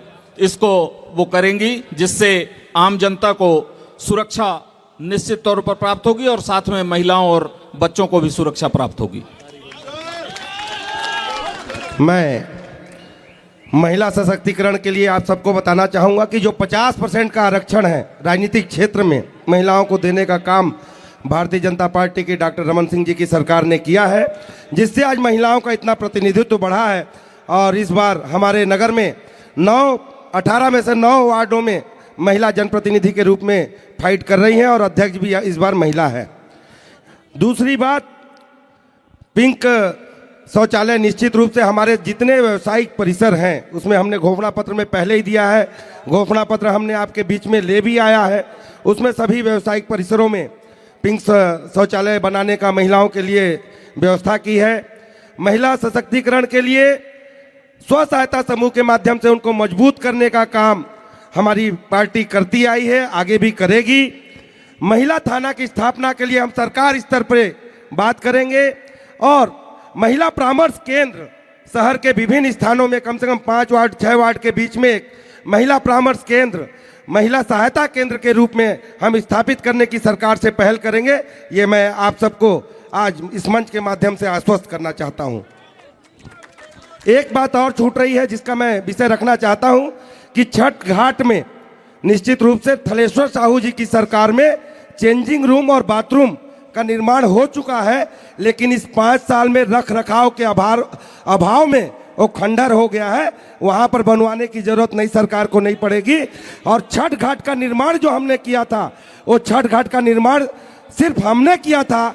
इस पिछले 5 साल में एक ईंट भी नदी किनारे छठ घाट में नहीं लगी, जबकि केंद्र राज्य में इनकी सरकार थी और नगर में इनकी सरकार सही होगा। धन्यवाद। कांग्रेस के लिए एक सवाल आया है कि नगर पालिका में अगर आपकी सरकार बनती है तो आप ये बहाने तो नहीं करेंगे कि राज्य सरकार फंड नहीं दे रहा है तो फिर शहर का विकास कैसे होगा? हाँ, कांग्रेस के लिए सवाल। मैं इसका जवाब दे दूं भाई साहब को कि नगर पालिका में अंकिता सिंह भी अध्यक्ष बनी थी आप लोगों के आशीर्वाद और सहयोग से। उस समय भारतीय जनता पार्टी की सरकार थी। निश्चित तौर पर थोड़ी बहुत परेशानियां आती हैं, लेकिन पर्याप्त फंड सरकार से मिलता है। ये हर नगर पालिका का अपना अधिकार है जो उसको प्राप्त होता है। ऐसी कोई बहानेबाजी नहीं चलेगी। उस समय भी अंकिता सिंह ने मांग की। उस समय सूरजपुर में सबसे बड़ी समस्या पेयजल की थी, जिसके लिए प्रहलाद शाह से टैंकर लेकर के पानी सप्लाई किया गया था सूरजपुर शहर में। तब अंकिता सिंह ने ये सोच को आगे बढ़ाते हुए पीएचई के इंजीनियर अभी भी मिश्रा जी हैं, 500 पेज का उन्होंने यहाँ पर पानी की टंकी कैसे बड़ी बन सके, कैसे यहाँ 20 लाख लीटर पानी की सप्लाई सूरजपुर शहर में हो सके।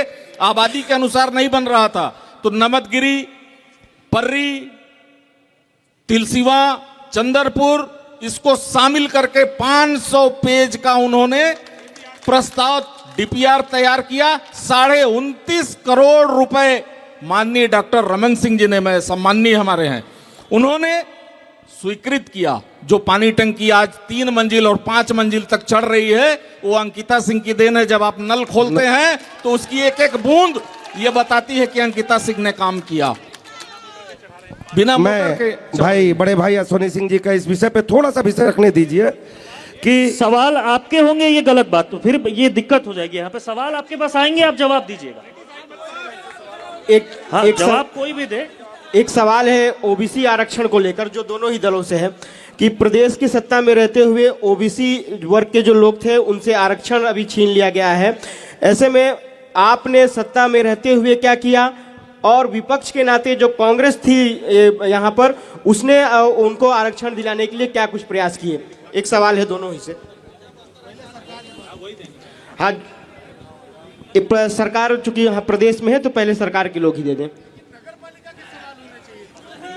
देखिए, जहाँ तक वैसे तो नगर पालिका के विकास से संबंधित नहीं है सवाल, लेकिन फिर भी ये ओबीसी आरक्षण का जो मामला है, ये जो भी अभी सरकार कर रही है, इसमें सुप्रीम कोर्ट के निर्देशानुसार और भारतीय संविधान के अनुसार हुआ है। जहाँ एससी एसटी की संख्या ज्यादा है, वहाँ उसको उसकी संख्या के अनुसार उनको आरक्षण दे करके शेष आरक्षण ओबीसी को देने का है। 50% से ज्यादा आरक्षण नहीं दिया जा सकता। इस संबंध में हमारे भाई लोग कोर्ट तक गए थे। कोर्ट में जाने के बाद भी कोर्ट ने उनके आवेदन को खारिज किया है। कहीं न कहीं ये संवैधानिक अनुसार है, इसलिए संविधान के अनुसार संविधान को कोई भी सरकार जो है वो संविधान के अनुसार ही चलती है और संविधान को मानना पड़ता है। ये संविधान के अनुसार हुआ है, जो भी कार्य हुआ है इसके लिए ये कोर्ट जा चुके हैं और कोर्ट से इनका आवेदन खारिज हो चुका है।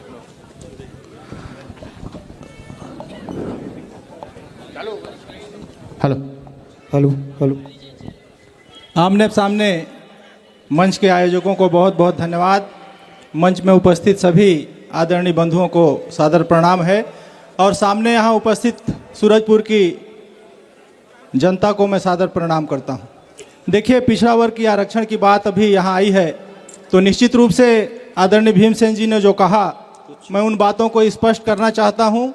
हमने पिछड़ा वर्ग की हक के लिए माननीय हाई कोर्ट तक बात पहुँचाई, लेकिन माननीय हाई कोर्ट से पहले हमारी बात वहाँ निर्णय हो उससे पहले छत्तीसगढ़ की सरकार ने गलत तरीके से फिर से अध्यादेश दोबारा अध्यादेश लाया और जिसके चलते माननीय कोर्ट ने कहा कि आप अब फिर से नया दायर करें प्रकरण, तभी इस पर सुनवाई होगा। वास्तव में ऐसी कोई बात नहीं है। जैसा माननीय भीमसेन जी ने कहा है, छत्तीसगढ़ पंचायत राज अधिनियम में 129 संज्ञा का तीसरा पैराग्राफ को छत्तीसगढ़ शासन ने विलोपित कर दिया, जिसके चलते आज खास करके 5वीं अनुसूची वाले जो जिले हैं सरगुजा संभाग और बस्तर संभाग, उसमें पिछड़ा वर्ग का आरक्षण शून्य हो गया और साथ ही जो गैर 5वीं अनुसूची वाले जिले हैं वहाँ पे भी जो पहले 75% तक जो आरक्षण की व्यवस्था थी उसको सीमित करके 50% तक कर दिया गया, जिसके चलते उन क्षेत्रों में भी पिछड़े वर्ग को बहुत कम, पहले से बहुत कम आरक्षण मिल रहा है। पहले जब 27 जिला हुआ करता था छत्तीसगढ़ में, उस समय जिला पंचायत के 7 अध्यक्ष पिछड़ा वर्ग से होकर के आते थे, उनके लिए आरक्षित होता था। आज जब हमारा छत्तीसगढ़ 33 जिले वाला जिला पंचायत वाला जब प्रदेश हो गया है तो पिछड़ा वर्ग के लिए आरक्षण शून्य हो गया है। ये बहुत चिंताजनक विषय है और उससे भी ज़्यादा चिंताजनक विषय यह है कि हम लोगों के जो प्रतिनिधि चुन करके जाते हैं, छत्तीसगढ़ में 50% की जनसंख्या हमारे पिछड़े वर्ग की है और यहाँ पे जो पिछड़े वर्ग से जो हमारे माननीय विधायक जीत करके जाते हैं या जो हमारे विधायक जीत करके जाते हैं जिनको पिछड़ा वर्ग ने एक ही सवाल पे इतना लंबा जवाब मत दे, धन्यवाद। अब एक सवाल भाजपा और कांग्रेस दोनों से आई है, पहले भाजपा से कर लेते हैं। भाजपा प्रत्याशी देवंती साहू से एक सवाल है कि अगर नगरपालिका से आप जीतती है, पब्लिक आपको चुनती है, तो नगरपालिका कौन चलाएगा? आप चलाएंगे कि कोई और चलाएगा?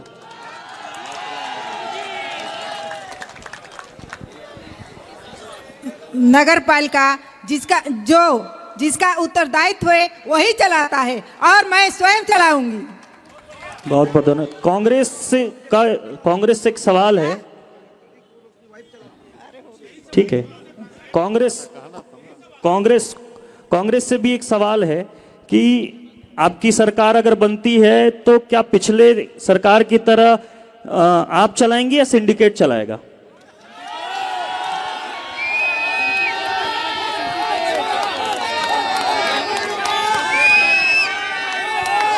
हेलो, देखिए, मैं बता देना चाहती हूँ कि मैं स्वयं चलाऊंगी। मैं 5 साल पार्षद रही, मेरे पति कभी नगर पालिका में नहीं आए, मैं स्वयं आई। नहीं नहीं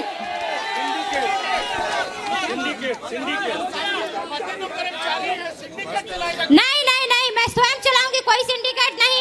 मैं 5 गलत बोल रहे भैया, मैं स्वयं चलाऊंगी।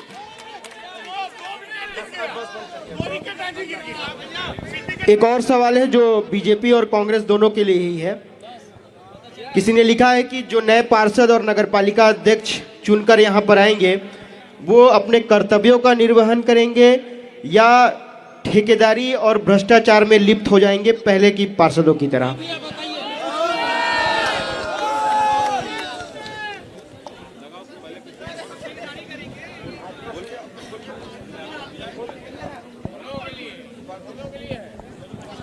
विगत 5 वर्षों में मैं आप सबको इस आमने सामने मंच के माध्यम से बताना चाहता हूं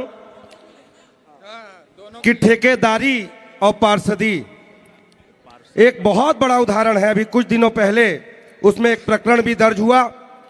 हमारे मंच में ही बैठे हैं मेरे कांग्रेस से पार्षद के रूप में पूर्व में हमारे साथ काम किए सुनील अग्रवाल बॉबी भाई, और वो शासन के नियम के विरुद्ध पार्षद रहते हुए अपने खुद के नाम से ठेकेदारी किए, जिसके कारण 6 साल तक उनको चुनाव लड़ने के लिए कलेक्टर न्यायालय ने प्रतिबंधित किया।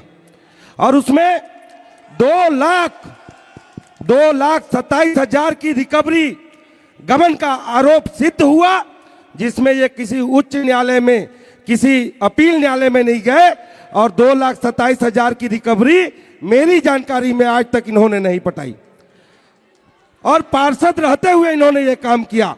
और वर्तमान में जो अभी 5 साल पहले अभी विगत जो सरकार रही, उसमें चाहे स्विमिंग पूल का निर्माण हो, चाहे अन्य काम हो, वो किस रूप से वो सहभागी रहे। तो इसलिए कांग्रेस के लोग नगर पालिका में पार्षद के रूप में ठेकेदारी करने का ही उद्देश्य रखते हैं। और भारतीय जनता पार्टी न कि थलेश्वर साहू, न कि अजय अग्रवाल ठेकेदारी का काम किए। इसका जवाब चूंकि मेरे ऊपर सीधे आक्षेप लगा है, इसका जवाब मुझे देना चाहिए। अब मेरी बातों को गंभीरता सुनिए। निश्चित रूप से नहीं, अब उन्होंने आक्षेप लगा दिया तो जवाब तो सुनना पड़ेगा ना। जवाब सुनिए, जवाब सुनना पड़ेगा। आक्षेप लगाया है तो जवाब सुनना पड़ेगा। ठीक, मेरी बात को सुनिए। उन्होंने आक्षेप लगाया है, ये 10 आपके पास जब सवाल आएगा उस समय आप उसका भी जवाब दे दीजिएगा। अभी अलग से नहीं, आपके पास सवाल आएगा ना, आपके पास सवाल का जवाब है ना, आपके पास सवाल आएगा कोई भी, उसी में आप जवाब दे दीजिएगा, इसको भी ऐड करके। कि आरोप लगा है तो पहले भाजपा वाले बोले, कांग्रेस भाजपा दोनों के लिए ही था ये सवाल। कांग्रेस से भी है जी, कांग्रेस से भी है, कांग्रेस से भी है, दोनों। नहीं, ये सवाल कांग्रेस से भी था, दोनों से पूछा गया था। नहीं, ठीक है, ये सवाल दोनों से पूछा गया था, कांग्रेस से भी पूछा गया था और भाजपा से भी पूछा गया था। तो भाजपा ने जवाब दे दिया, अब कांग्रेस की बारी है। ठीक है, ठीक है, दे रहे हैं, आवाज। ठीक है, वो जवाब दे रहे हैं, वो जवाब दे रहे हैं। आवेश में आप रुक जाइए, वो जवाब दे रहे हैं। आप गंभीरता से बातों को सुनिए। अध्यक्ष जी ने, अरे सुन ले यार, होए बहुत हो जाए, और बात ला सुन ले, फिर चिल्लात रह बेते हैं, है ना। अजय भाई ने ये कहा कि मेरे द्वारा जो काम किया गया था वो पार्टनरशिप फर्म में काम था। इन्होंने 2013 में 6 काम की शिकायत की, उसमें से 4 काम भारतीय जनता पार्टी के लोगों ने भी किया था, जिसमें कार्रवाई सिर्फ मेरे रजिस्ट्रेशन पे हुई, 5 पे इन्होंने नहीं कराई कार्रवाई। ये बात पहले सुनो, बात सुनो, पहले बैठो, अभी बात सुनो। आपने कहा 5 पार्षद नहीं थे, सिंगल ये पार्षद थे। सुन लीजिए, बात सुनिए, बात सुनिए। अगर मैंने आपकी बात सुनी है तो बात सुनिए, मेरी बात को सुनिए। 5 पार्षद नहीं थे, सिंगल ये पार्षद थे। एक मिनट, पहले 1 मिनट। नहीं, सभी से निवेदन है कि आप चेयर में बैठे, ऐसे में भगदड़ हो जाएगा। कार्यक्रम आप ही का है, कार्यक्रम बिगड़ेगा तो आप ही का नाम खराब होगा, कार्यक्रम अच्छा होगा तो आपका होगा। सभी से निवेदन है बैठ जाएं। अगर हम बैठ के भी बोल सकते हैं। अगर हमने उनके आरोपों को गंभीरता से सुना है तो आरोप का जवाब मुझे देना चाहिए कि नहीं देना चाहिए, बताइए। देना चाहिए तो मेरी बातों को सुनिए। मैंने उनकी बातों को सुना, उन्होंने मुझ पे आरोप लगाए। मैं आपको मित्रों बता दूं कि मैंने पार्षद का नामांकन भरा, मैंने पार्षद का नामांकन भरा। आदरणीय मेरे विपक्षी साथी भारतीय जनता पार्टी के जिला अध्यक्ष जी भीमसेन जी और अन्य साथी निर्वाचन अधिकारी के पास गए और उन्होंने कहा कि इसके ऊपर रिकवरी है, आप इसका नामांकन पत्र निरस्त करिए। 3 दिन तक मेरे नामांकन को वहां इन लोगों ने पेंडिंग बनाया और मैंने दस्तावेज प्रस्तुत किया। 2013 में जो रिकवरी थी, 2018 में छत्तीसगढ़ शासन से मुझे क्लीन चिट मिली है। मैंने वो दस्तावेज दिया, उस दस्तावेज के आधार पर मेरा नामांकन वैलिड हुआ। अगर आप मुझ पे कोई आक्षेप लगा रहे हैं, मेरी बात को सुनिए, आप मुझ पे कोई आक्षेप लगा रहे हैं, आप उसको प्रमाणित करिए। आपने राजनीतिक सत्ता के दबाव में पूरजपुर पुलिस थाने में मेरे ऊपर अपराध पंजीबद्ध कराया, लेकिन न्यायालय है, मुझे न्यायालय पे विश्वास है। जिस दिन मेरे ऊपर आरोप सिद्ध हो जाएगा, अगर आरोप सिद्ध हुआ और अगर मैं चुना गया तो मैं उसी दिन अपने पद से इस्तीफा दे दूंगा, अगर आरोप सिद्ध हुआ तो। अब एक सवाल भैया जवाब दे दो, कुसुम थोड़ा सा, नहीं थोड़ा सा ऐसे clear में कर बिगड़ दो। जाएगा थोड़ा सा बिगड़ clear कर जाएगा दो। नहीं एक सवाल कुसुमलता राजवाड़े से, ठीक है, एक सवाल कुसुमलता राजवाड़े से है, सभी बैठ जाएं। शांति बनाए रखें, शांति बनाए रखें। हेलो, ठीक है, सब शांति बना रहे, ठीक है, एक सभी कोई शांति बनाए रखें और कोई भी व्यक्तिगत सवालें नहीं होंगी। सुनिए, पहले तो बैठ जाएं, ऐसे में कार्यक्रम बिगड़ जाएगा। कुसुमलता राजवाड़े से एक सवाल है, सभी शांति बनाए रखें कि कार्यक्रम बंद करें हम। हेलो, ठीक है, कोई उत्तेजित नहीं हो रहा है, कार्यक्रम है, कोई नहीं बोले, कार्यक्रम सभी का है भैया, कार्यक्रम सबका है, शांति बनाए रखे, थोड़ा सा शांति बनाए रखे। सुनो,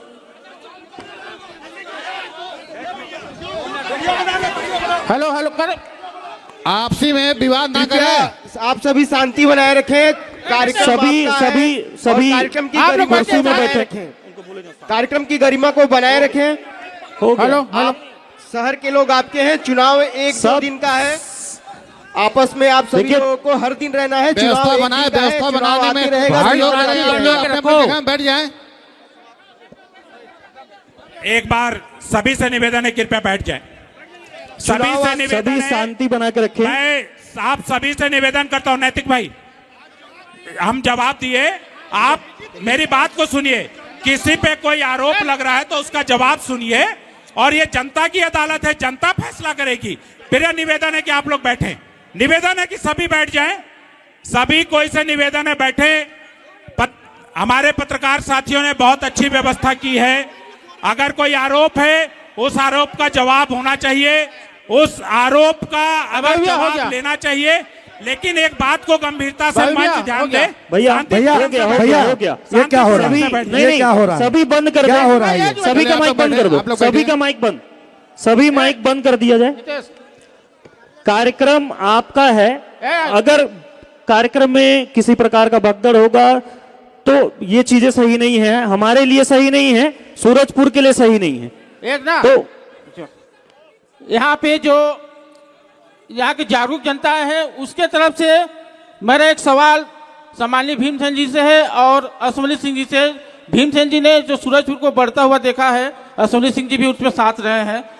अगर कांग्रेस से यहाँ पे अध्यक्ष बनते हैं तो सूरजपुर के विकास के लिए जो नल, पानी, सड़क का आम बात है, इसको अलग पहचान दिलाने के लिए आप क्या करेंगे? दो काम बताएंगे। भीमसेन जी, आप सूरजपुर को बढ़ते देखें, सूरजपुर को प्रदेश में अलग पहचान मिले, उसके लिए क्या करेंगे बताइए। यहाँ जनता विकास के लिए आई है, यहाँ की पहचान के लिए आई है, यहाँ पर लड़ाई लड़ने के लिए नहीं आई है, उसके लिए क्या करेंगे? उसका जवाब दीजिए। दो से सवाल है, दो सवाल बताइए कि इसके लिए क्या करेंगे आप दोनों। भीमसेन जी, आप बताइए कि सूरजपुर के लिए अलग शामिल के लिए क्या करेंगे, सूरजपुर की पहचान मिल सके छत्तीसगढ़ में। जैसा मैंने पहले बताया कि सूरजपुर के जो मूलभूत आवश्यकताओं के अलावा जिस तरीके से जो तालाब, जो यहाँ पुराने तालाब है, जो धरोहर है, जिनकी स्थिति काफ़ी खराब हो रखी है, उसका गहरीकरण, सौंदर्यीकरण और व्यवस्था। दूसरा मैंने बताया कि सभी वार्डों में मंगल भवन, जो आम आदमी की जरूरत हो गई है, आज उसके घर में शादी ब्याह करने की, छोटे छोटे घर हैं, शादी ब्याह या कोई आयोजन करने के लिए जगह नहीं होती, तो लगभग वार्डों में जहाँ पर भी जैसी जगह होगी वहाँ वो बनाया जाएगा।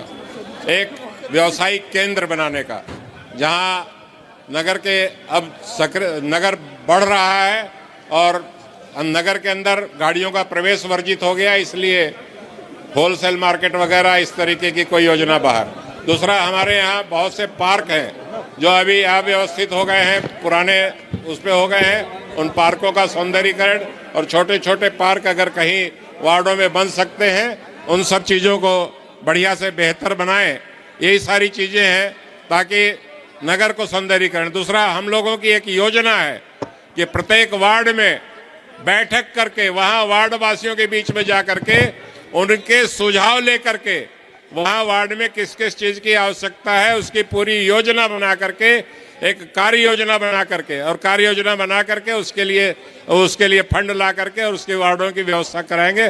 प्रत्येक वार्ड में बैठक हमारा अध्यक्ष रहेगा, हमारे पार्षद रहेंगे और उनके बीच में बैठ करके नगरवासी भी रहेंगे, उस वार्डवासी भी रहेंगे और उस वार्ड की क्या आवश्यकता है, क्या योजना लाई जा सकती है, जिस प्रकार की भी योजना वहां लागू हो सकती है, हर संभव कोशिश रहेगी कि नगर का विकास बेहतर से बेहतर विकास हो। क्योंकि एक ऐसा मौका मिला हुआ है, एक ऐसा मौका मिला है कि केंद्र में भी सरकार भाजपा की, प्रदेश में भी भाजपा की सरकार है और यहाँ पर भी सरकार भाजपा की बनती है, तो सूरजपुर को निश्चित रूप से एक बेहतरीन प्रदर्शन करने का मौका मिलता है तो जरूर करेंगे। बेहतर से बेहतर सूरजपुर हो, ये हमारी परिकल्पना है। धन्यवाद। अब कांग्रेस से जवाब। मैं कांग्रेस की सरकार अगर यहाँ पर बनती है नगर पालिका में, तो कांग्रेस की सरकार के अपने घोषणा पत्र जो आप लोगों के हाथ में पहुंच चुके हैं, उसके साथ ही ये सूरजपुर ग्रीन सूरजपुर हो, क्लीन सूरजपुर हो, यहाँ की सड़कें धूल से मुक्त हों, यहाँ की सड़कें मवेशियों से मुक्त हों, इसके लिए कांजी घर और गौशाला की पर्याप्त और सही व्यवस्था यहाँ पर हो, महिलाओं का आत्मसम्मान बचा रहे, इसके लिए पिंक टॉयलेट और साथ में छठ तालाब और छठ घाट के पास में उनके लिए स्नान घर और चेंजिंग रूम उनके लिए बने, इसकी व्यवस्था। साथ में जो यहाँ पर ऑटो टैक्सी यहाँ पर खड़ी होती है, उनको व्यवस्थित खड़ी करने का यहाँ पर स्टैंड नहीं है, उनके पार्किंग की बेहतर व्यवस्था। ई रिक्शा के लिए चार्जिंग पॉइंट बनाए जाएंगे। साथ में विद्यार्थियों के लिए जो पीएससी या अन्य एग्जाम देना चाह रहे हैं विद्यार्थी, उनके लिए एक निःशुल्क कोचिंग क्लास यहाँ पर नगर पालिका के द्वारा संचालित किया जाएगा, जिसका पूरा खर्च नगर पालिका वहन करेगी। इसके साथ ही ये शहर यहाँ के जो तालाब हैं, इन तालाबों को संरक्षित करना, जिससे पानी की व्यवस्था हमेशा हैंडपंप या कुएं में बराबर बना रहे, वाटर लेवल बराबर बना रहे, तालाबों को नदी से पानी ला करके भरने की व्यवस्था और उन तालाबों का सौंदर्यीकरण, ये पहली प्राथमिकता में होगा। सूरजपुर सूर्य की तरह चमकेगा और दमकेगा, ये प्रयास निश्चित तौर पर कांग्रेस की सरकार करेगी। यहाँ पर इससे पहले 2 नगर पालिका के अध्यक्ष भी रहे हैं, उनका अनुभव भी कुसुमलता को प्राप्त होगा, उससे वो और बेहतर कार्य को कर पाएगी। धन्यवाद। कांग्रेस से एक और सवाल है कि 5 साल उनकी सरकार रही तो वो सूरजपुर शहर में पार्किंग व्यवस्था क्यों नहीं बना पाए, और दूसरी बात यूरिनल जो एक बहुत बड़ी समस्या है वो क्यों नहीं कर पाए। काफी जगहों पर यूरिनल की व्यवस्था की गई है और मूलभूत सुविधाओं पर जब आदमी का ध्यान केंद्रित रहता है तो निश्चित तौर पर ऐसी चीजें कुछ छूटती हैं। यहाँ पर जमीनों का अभाव, सरकारी जमीनों का उतना सही ढंग से सुनियोजित तरीके से व्यवस्था नहीं थी, जिसके कारण पार्किंग की व्यवस्था सुचारू रूप से नहीं बन पाई है, लेकिन अब उस दिशा में ही काम करने की आवश्यकता है। भाजपा के प्रत्याशी से एक सवाल है कि अगर आप जीतते हैं तो क्या जनता सीधे आपसे मिल पाएगी या फिर कहीं और से सोर्स होगा फिर? नहीं, ये कांग्रेस से भी है। मैं सारे जनता को बताना चाहती हूँ कि जनता हमेशा 24 घंटा मेरा द्वार खुला रहेगा और जनता आके मेरे से मिलेंगी और जितने जहाँ कहीं उनको कोई दिक्कत होगी वो मेरे को बताएंगी और मैं उनके दिक्कतों का निवारण करने की कोशिश करूंगी। सेम सवाल कांग्रेस से भी है कि जनता आपसे मिल पाएगी या फिर कहीं और से मिलना पड़ेगा। मैं 5 साल पार्षद थी, तभी जनता मेरे से रूबरू मिली और मैं अध्यक्ष बनूंगी तो भी जनता मेरे से रूबरू मिलेगी। एम गया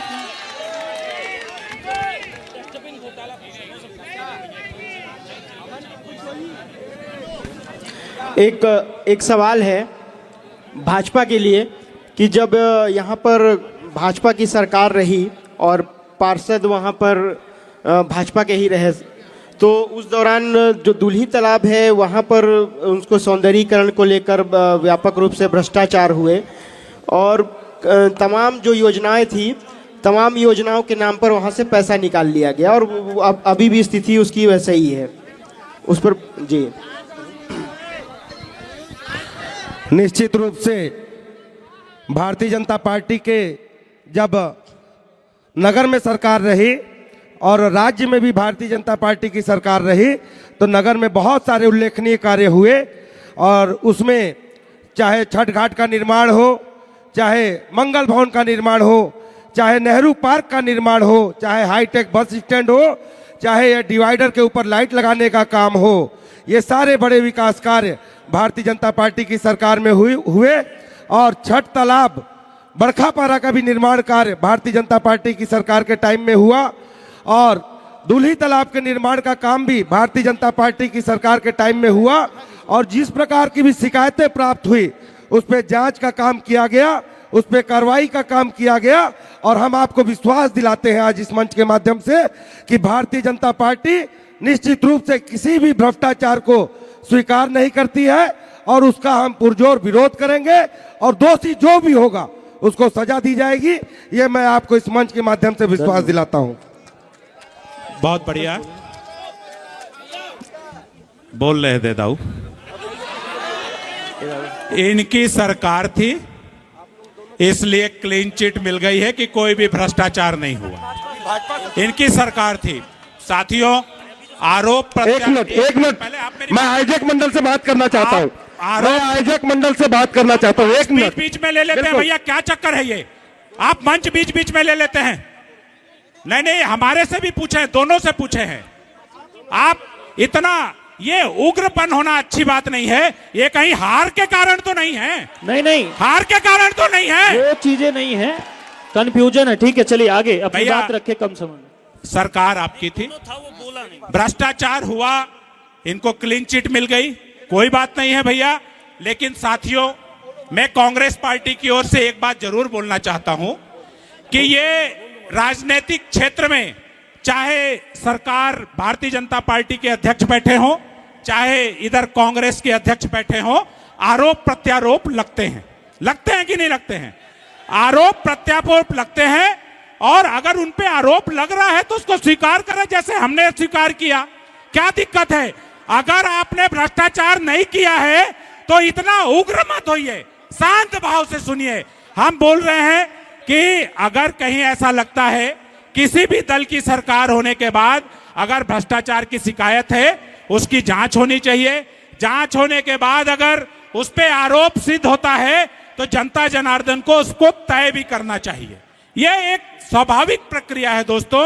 और चूंकि आज ये मंच का कार्यक्रम बहुत शानदार कार्यक्रम आप लोगों ने दिया, मुझे लगता है कि पत्रकार साथियों के लिए एक जोरदार तालियां होनी चाहिए क्योंकि ये एक ऐसा प्लेटफॉर्म है जिसके माध्यम से हम लोग अपनी बात आप तक पहुंचा सकते हैं। ठीक है, एक सवाल है दोनों लोगों से है। पिछले बार जो चीजें हुई वो हमारी गलती थी, उन्होंने भाजपा कांग्रेस दोनों नहीं बोला था, हाँ भाजपा बोला था, उनकी गलती थी, वो हम स्वीकार कर रहे हैं। एक और सवाल आया है जो सबसे पहले कांग्रेस से कर लेते हैं कि सूरजपुर के जो युवा हैं उनके लिए स्टेडियम तो 2 बना हुआ है, लेकिन एक में राजनीतिक कार्यक्रम ज्यादा होते हैं, दूसरा में नशेड़ी लोगों का अड्डा है। उसको लेकर कांग्रेस ने 5 साल क्या किया कि युवाओं को खेल के लिए प्रोत्साहन मिले?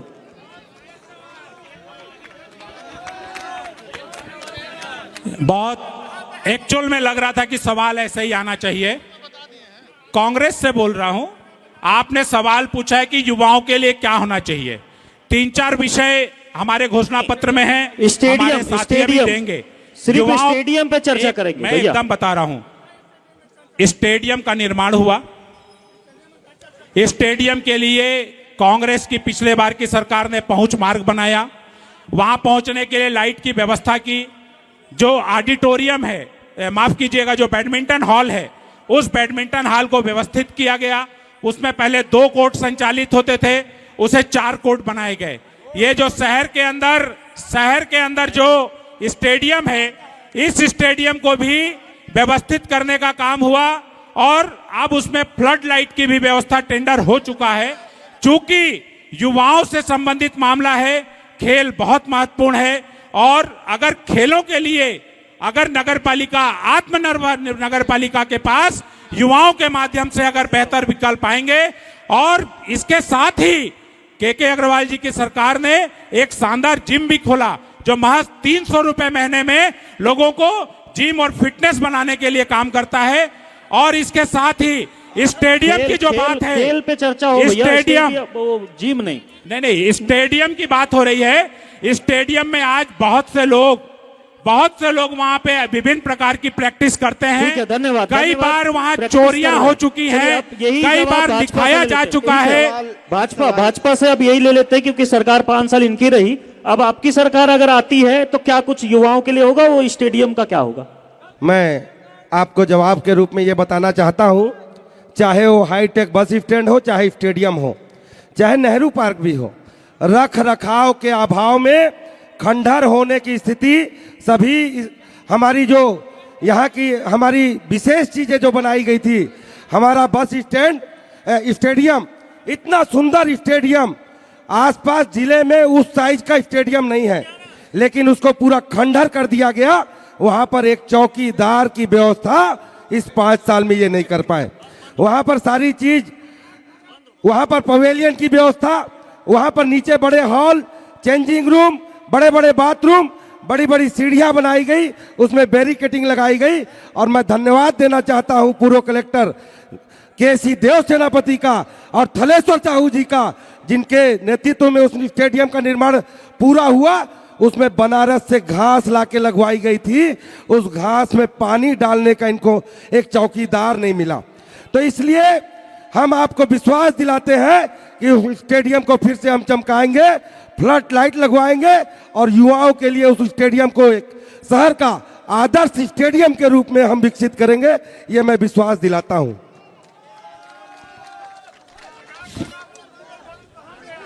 एक बात और, ठीक है, दूसरा करवा लेते हैं। हाईटेक बस स्टैंड से जुड़ा ही एक और सवाल है जो ये शहर के जो व्यापारी हैं वो मांग किए हैं कि अगर अध्यक्ष बनकर जो भी पार्टी के लोग यहाँ पर आते हैं तो बस स्टैंड के विकास के लिए क्या करेंगे, और सभी व्यापारियों का पैसा फंसा है तो क्या उसे वापस किया जाएगा, वहाँ पर विकास के रास्ते कब बनाए जाएंगे। ये दोनों ही पार्टियों के लिए ये सवाल है। कांग्रेस चूंकि 5 साल तक रही है तो कांग्रेस सबसे पहले इसका जवाब दे दे। सवाल भी है, एक बार सवाल फिर से बोलिए ना। सवाल रिपीट कर देंगे एक बार। ये हाईटेक अगर अध्यक्ष बनकर दोनों ही पार्टियों से कोई भी आया तो नया बस स्टैंड के विकास के लिए क्या करेंगे, और व्यापारियों का जो पैसा फंसा है या तो उसे वापस किया जाए या वहां विकास के रास्ते बनाए जाए। एकदम सही सवाल है। अभी मेरे मित्र कह रहे थे, अजय भाई उपाध्यक्ष थे, थलेश्वर भैया अध्यक्ष थे, कि हमने बस स्टैंड बनाया।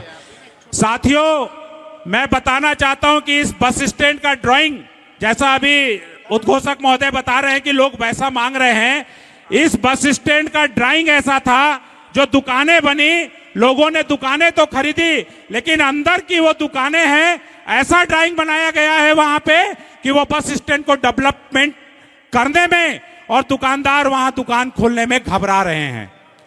दुकानदार वहां दुकान खोलने में घबरा रहे हैं, लेकिन चूंकि बस स्टैंड डेवलप होना चाहिए, वो हाईटेक बस स्टैंड है, चाहे वो कांग्रेस की सरकार बने, अगर कुसुमलता राजवाड़े जी वहां बैठती हैं तो हाईटेक बस स्टैंड को कैसे और व्यवस्थित किया जाएगा। चूंकि यह जिला मुख्यालय है, आवागमन की दृष्टि से गाड़ियां बढ़ी हैं, आवागमन की दृष्टि से यात्री बसें बढ़ी हैं, आवागमन की दृष्टि से अब वहां पर होटल, दुकान और विभिन्न प्रकार की मूलभूत सुविधाओं की दुकानें होनी चाहिए, उनको व्यवस्थित करने की आवश्यकता है। अगर कुसुमलता राजवाड़ी के साथ कांग्रेस की टीम वहां बैठती है तो सबसे पहला संकल्प यह होगा कि हाईटेक बस स्टैंड को सबसे व्यवस्थित किया जाएगा और उसके माध्यम से सूरजपुर के बस स्टैंड को हम एक आदर्श बस स्टैंड बनाएंगे जो पूरे छत्तीसगढ़ के लिए एक उदाहरण साबित होगा। मैं मेरे बड़े भाई बॉबी भैया की बात का जवाब दे दूं कि जितना काम भाजपा ने किया, भाजपा की सरकार, थलेश्वर साहू जी की सरकार और डॉक्टर रमन सिंह जी की सरकार ने किया, ड्राइंग सब ये लोग पहले ही बना के रखे थे। कुछ भी काम स्वीकृत नहीं करा पाए, लेकिन ड्राइंग इनके पास पहले से नल जल योजना का भी था, हाईटेक बस स्टैंड का भी था, सारा ड्राइंग ये पहले बना लिए थे। बड़ी गजब की बात है भैया। दूसरी बात, ये 5 साल में तो भूपेश बघेल जी थे, टीएस बाबा जी थे, के अग्रवाल जी थे। कोई राज्य सरकार का एक बड़ी योजना हमारी नगर को इन्होंने दिलाई हो तो बता दें। नगर पालिका फंड 5 करोड़ रुपए का राजस्व बस स्टैंड की दुकानों की नीलामी से के अग्रवाल जी की सरकार को, पूर्व की सरकार थलेश्वर साहू जी की सरकार के द्वारा छोड़ के गया था, जो 5 करोड़ रुपए का उपयोग के अग्रवाल जी की नगर पालिका सरकार ने किया, तो वहां से राजस्व मिला। ड्राइंग और डिजाइन उसकी दुकानों का एग्रीमेंट लंबे समय तक इन्होंने अधूरा रखा, दुकानदारों का एग्रीमेंट नहीं किया और उसके चलते वो पेंडिंग रखा। उसका रख रखाव का अभाव, उसका खंडहर स्थिति के कारण व्यापारी वहां जाने में असमर्थ है। नगर पालिका को जो सुविधाएं वहां पर देनी चाहिए थी, उन सुविधाओं के अभाव में वो हाईटेक बस स्टैंड सिसक रहा है। ये बात अब ये बड़ी बड़ी बात कर रहे हैं कि आदर्श बनाएंगे। 5 साल पूरा अवसर आपके पास था, राज्य की सरकार आपके पास थी, नगर की सरकार आपके पास थी, फिर बस स्टैंड क्यों सिसक रहा है? एक बात और, ये जो दुकानें नगर पालिका स्वावलंबन योजना के माध्यम से जो दुकानें इन्होंने वहां पर बनाई और उसमें ट्रेन में जो ड्रा किया भारतीय जनता पार्टी की ओर से बड़ी जिम्मेदारी के साथ, मैं आज ये कहना चाहता हूं कि कल आप लोगों को एक वीडियो जारी होगा, कल पब्लिक डोमेन में एक वीडियो जारी होगा जिसमें इन्होंने ड्रॉ किया। और ड्रॉ किस प्रकार से पार्षदों को दुकान देने का ड्रा किया और उसकी फिर जांच हुई और वो दुकानों का आवंटन निरस्त हुआ। वो भारी भ्रष्टाचार जनता के सामने निरस्त हुआ। और उसके बाद दूसरी बार आचार संहिता लगने से जस्ट पहले हमारे पूर्व नगर पालिका अध्यक्ष, निवर्तमान नगर पालिका अध्यक्ष और उनकी टीम, सम्माननीय बॉबी भैया भी और सांसद प्रत्याशी शशि सिंह जी भी जाके वो वहां पर कांग्रेस के लोगों को या कुछ दुकानदार की आड़ में भारी भ्रष्टाचार करने के लिए न कोई कानून न कोई नियम, सिर्फ चुन चुन के लोगों को दुकान देने का काम किए थे, जिसकी भी जांच चल रही है, जांच पूरी हो गई है। उसमें भी आने वाले समय में जनता के सामने जवाब आएगा। जो सही इतना ही है उसको जवाब मिलना चाहिए, उनको दुकान मिलनी चाहिए। हम उस जनता के साथ हैं जिनको दुकान मिलनी चाहिए। आपने दुकान का सवाल उठा दिया है, अब इसका जवाब लेना पड़ेगा क्योंकि ये सवाल में नहीं था। तो देखिए ये सवाल नहीं था, मेरी बात सुन लीजिए। सवाल ये देखिए, ये सवाल भी आया हुआ है, ये सवाल भी आया है, इसलिए जवाब लेना पड़ेगा। मैं आपको जवाब देने के लिए नहीं मना कर रहा हूँ। नहीं, आपसे मेरी एक बात तो सुन लीजिए आयोजक महोदय, एक बात सुन लीजिए। ये ठीक है आजू भाई, एक विषय आपने रखा भैया, कम समय में सिर्फ उसी पे बात करिए, दूसरी जगह पे मत बात। मैं सिर्फ उन्होंने जो आरोप लगाया है उसका जवाब देना चाहता हूं। साथियों, नगर पालिका में ठीक है ट्रे से नीलामी हुई, उस दौरान वहां तहसीलदार और विभिन्न बड़े अधिकारी बैठे हुए थे। आपने आरोप लगाया, आप सत्ता में थे, आपने निरस्त करा लिया, कोई दिक्कत नहीं है, आपने निरस्त करा लिया, कोई दिक्कत नहीं है। लेकिन एक मार्मिक अपील मैं आपके सामने बताना चाहता हूं कि दिवाली से 3 दिन पहले वहां रहने वाले लोगों ने एक आवेदन नगर पालिका में दिया अध्यक्ष जी को, नहीं 8-10 दिन पहले, कि अगर वो दुकानें हमको नहीं मिली जिनके लिए दुकानें बनी तो हम आत्मदाह करेंगे। नगर पालिका की सभा में यह प्रस्ताव पारित हुआ जिसमें भारतीय जनता पार्टी के भी पार्षद थे और वो दुकानें जो आवेदन आए थे उन दुकानों को उनको आवंटित किया गया है और आज वो लोग वहां पे दुकान खोलते हैं। बहुत से गरीब साथी लोग हैं, कोई बात नहीं हुआ है। आप बेवजह का आरोप लगाना, अपनी बातों को गंभीरता से बोलना, ठीक है भैया, ये बातें धन्यवाद। अब ये अंतिम सवाल होगा, एक मिनट का समय, मैं 3 मिनट नहीं मांग रहा हूँ, 1 मिनट का। ऐसे में क्योंकि आत्मदाह का जवाब आप बैठिए, नहीं सामने से गलत बात कुछ नहीं, ठीक है। एक अंतिम सवाल आप सभी से एक अंतिम सवाल होगा क्योंकि समय की भी पाबंदी है, आचार संहिता लागू है। एक सवाल आप लोगों से होगा बस। सबसे पहले भाजपा से कि जो घोषणा पत्र आप लोगों ने बनाया है उस पे सिर्फ वो कागजों पे रहेगा या फिर वो जनता तक उसका लाभ मिलेगा, ये अंतिम सवाल होगा। और 36 बाहर चले गए, इसलिए हमने लिमिटेड बनाया, हम काम करेंगे। देखिए, एक मिनट थोड़ा शांत रहेंगे तो सब बात सुन सकेंगे। सवाल ये आया है कि जो घोषणा पत्र हम लोगों ने बनाया है उसको पूरा कर सकेंगे कि नहीं। देखिए, हमारी पार्टी भारतीय जनता पार्टी है और हमारी पार्टी की गारंटी कोई सामान्य व्यक्ति नहीं लेता, मोदी जी लेते हैं। मोदी की गारंटी है। बंधुओं, निश्चित रूप से जो हम लोगों ने घोषणा पत्र दिया है उसकी एक एक लाइन का जवाब आप लोग ले सकते हैं, क्योंकि हम लोगों को चिंता नहीं है कि घोषणा पत्र को पूरा करने के लिए फंड कहां से आएगा। सरकार यहां पर भी हमारी बने, प्रदेश में भी हमारी है और केंद्र में भी हमारी है। मोदी जी की गारंटी है और हमारे माननीय मुख्यमंत्री जी ने अटल विश्वास पत्र जारी किया है।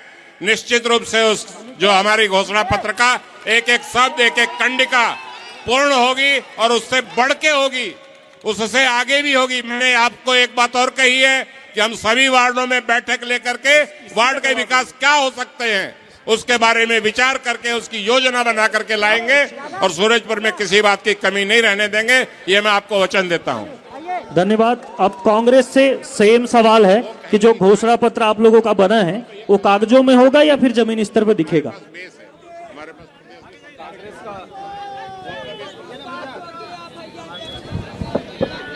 हेलो, कांग्रेस का घोषणा पत्र जब भी जारी किया गया है, भाई साहब, मैं शालीनता से आप लोगों की बात सुन रहा हूं, आप भी मेरी बात सुन ले। कांग्रेस का घोषणा पत्र भूपेश बघेल जी ने जब जारी किया था वो सारे के सारे वादे पूरे किए गए। अभी हमारे बड़े भैया, बहुत ही आदरणीय और सम्मानीय भीम भैया ने बताया कि मोदी की गारंटी, इस बार मोदी की गारंटी फेल करके अटल विश्वास पत्र ले आए। अगर मोदी की गारंटी पर विश्वास होता तो अटल विश्वास पत्र नहीं लाना पड़ता। मोदी की गारंटी 15-15 लाख रुपए वाली, तो ये अपन को देखना है। आपने जब घोषणा पत्र जारी किया विधानसभा का, आपने कहा था कि रेडी टू ईट स्वयं सहायता समूह के माध्यम से वितरित होंगी। हम तो आपकी गारंटी पर बात कर रहे हैं कि आपकी गारंटी आज 14 महीने हो गई लागू नहीं हुई। चना 4 महीने से बंद है। कांग्रेस की घोषणा पत्र, जो कांग्रेस कहता है वो करता है। कांग्रेस ने कहा हम किसानों का कर्जा माफ करेंगे, पहला हस्ताक्षर भूपेश बघेल ने किया था और किसानों का कर्जा माफ हुआ था। इसलिए कांग्रेस पर विश्वास, जो क्वेश्चन करे उसी का जवाब। कांग्रेस जो घोषणा करती है उसको लागू करती है। नजूल भूमि का पट्टा देने की बात कही थी, नजूल भूमि का पट्टा कांग्रेस ने दिया नहीं। अभी शहर की बात करिए अपना, अभी आप जो घोषणा पत्र बनाए उसकी बात होगी, बाकी उधर पिछला मत बात करिए। हम वो उसी की बात कर रहे हैं कि कांग्रेस जो कहती है उसको करती है।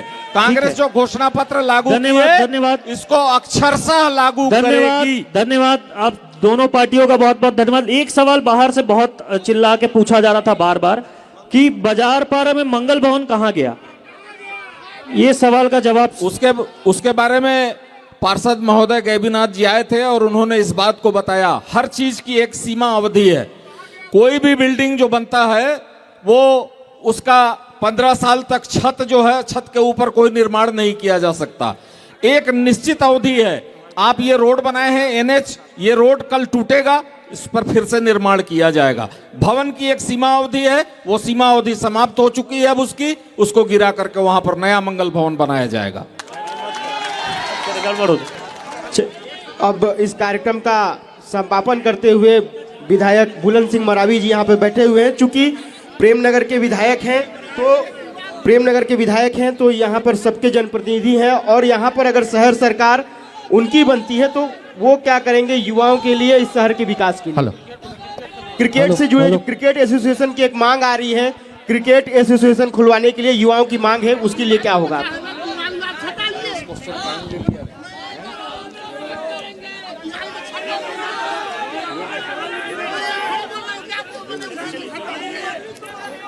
भारत माता की, भारत माता की। देखिए, अभी कांग्रेस और भाजपा दोनों तरफ से आमने सामने का बहुत बात आ रहा था, लेकिन जब से आप सब लोगों ने इस प्रेमनगर विधानसभा का बागडोर मुझे सौंपा है, तब से मैं क्षेत्र का चिंता लगातार कर रहा हूं। जब मुझे लगा कि नगर पंचायत में भी मेरे को जनता ने वोट देकर जिताया और मैं इस नगर का भी चिंता करने के लिए आगे कदम बढ़ाया, और मैं यहाँ के नगर सेवकों को फोन करके, मैं यहाँ के पार्षद अध्यक्ष को सबको सूचना करवा करके और इस नगर का बैठक लेने के लिए आया था। मेरा इच्छा था कि इस नगर का विकास मैं भी कराऊं, लेकिन जिस दिन मैं बैठक लेने आया उस दिन यहाँ पर कोई कांग्रेस के एक तो पार्षद न अध्यक्ष नहीं आए बैठक में। उसके दूसरे दिन सुबह अध्यक्ष जी और एक पार्षद जी ने चिट्ठी लेटर पैड में भेज रहे हैं कि विधायक जी नगर के लिए काम चाहिए, वो काम चाहिए। जब मैं स्वयं नगर पंचायत में आया, नहीं आए, उसके दूसरे दिन चिट्ठी भेज रहे हैं अध्यक्ष जी और पार्षद जी ने कि नगर के लिए विकास चाहिए, वो विकास चाहिए। मैं बोला भाई, जब आपके मैं नगर में गया था बैठक लेने, आपके अध्यक्ष था तो क्यों नहीं आए? आज चिट्ठी आप भेज रहे हैं। तो मैं कहा ठीक है, आप चिट्ठी भेज दिए। विधायक जी, सवाल ये है कि जो युवाओं के लिए मैं बात ला रहा हूँ, बात ला रहा हूँ, सीधा उसी पे बात करिए, सीधा उसी पे बात करिए। बात ला रहा हूँ। विकास के बारे में नहीं बताऊंगे तो लोग जानेंगे कैसे, है ना भाई? युवाओं के लिए भी तो ही बात आएगा ना, युवाओं के लिए भी तो ही बात आएगा, युवाओं के लिए भी तो बात आएगा। फिर मैं नगर के लोगों को चर्चा किया, नगर का योजना तैयार किया, हर मोहल्ले वार्ड को ध्यान दिया। मैं यहाँ के लिए अपने विधायक बनने के बाद इस नगर के लिए अधोसंरचना प्रबंध है 20 से दोनों मिला करके 7 करोड़ 50 लाख रुपया लाया और इस नगर का विकास के लिए हर वार्डों में स्वीकृति काम दिया है। ये सेक्शन हो गया है, एक काम होगा, टेंडर भी हो गया है। इसके बाद इस नगर के जनता ने, इस नगर के जनता का आवाज आया, चिट्ठी दिए कि हमारे यहाँ हैंडपंप नहीं है, ट्यूबवेल नहीं है। आचार संहिता लगे से पहले मैं पर 40 हैंडपंप खुदवा के दिया। शांति बनाए रखें। हमारे युवाओं के लिए, हमारे यहाँ के कार्यकर्ताओं के लिए हम यहाँ पर सारी व्यवस्था करने के तैयार है। यदि इस बार जनता, इस बार नगर पालिका में भारतीय जनता पार्टी की सरकार बनाएगा तो यहाँ के संपूर्ण विकास का जिम्मेदारी हमारी नगर सरकार है। बहुत बहुत धन्यवाद। हाँ, अंतिम 2 शब्द अंतिम उद्बोधन के लिए, जो उनकी अगर सरकार आती है तो वो क्या करेंगे, है ना? नरेश राजवाड़े जी। समय नहीं है हमारे पास, सवाल बहुत है, आचार संहिता है, तो समय हमारे पास नहीं है, इसलिए क्षमा चाहेंगे।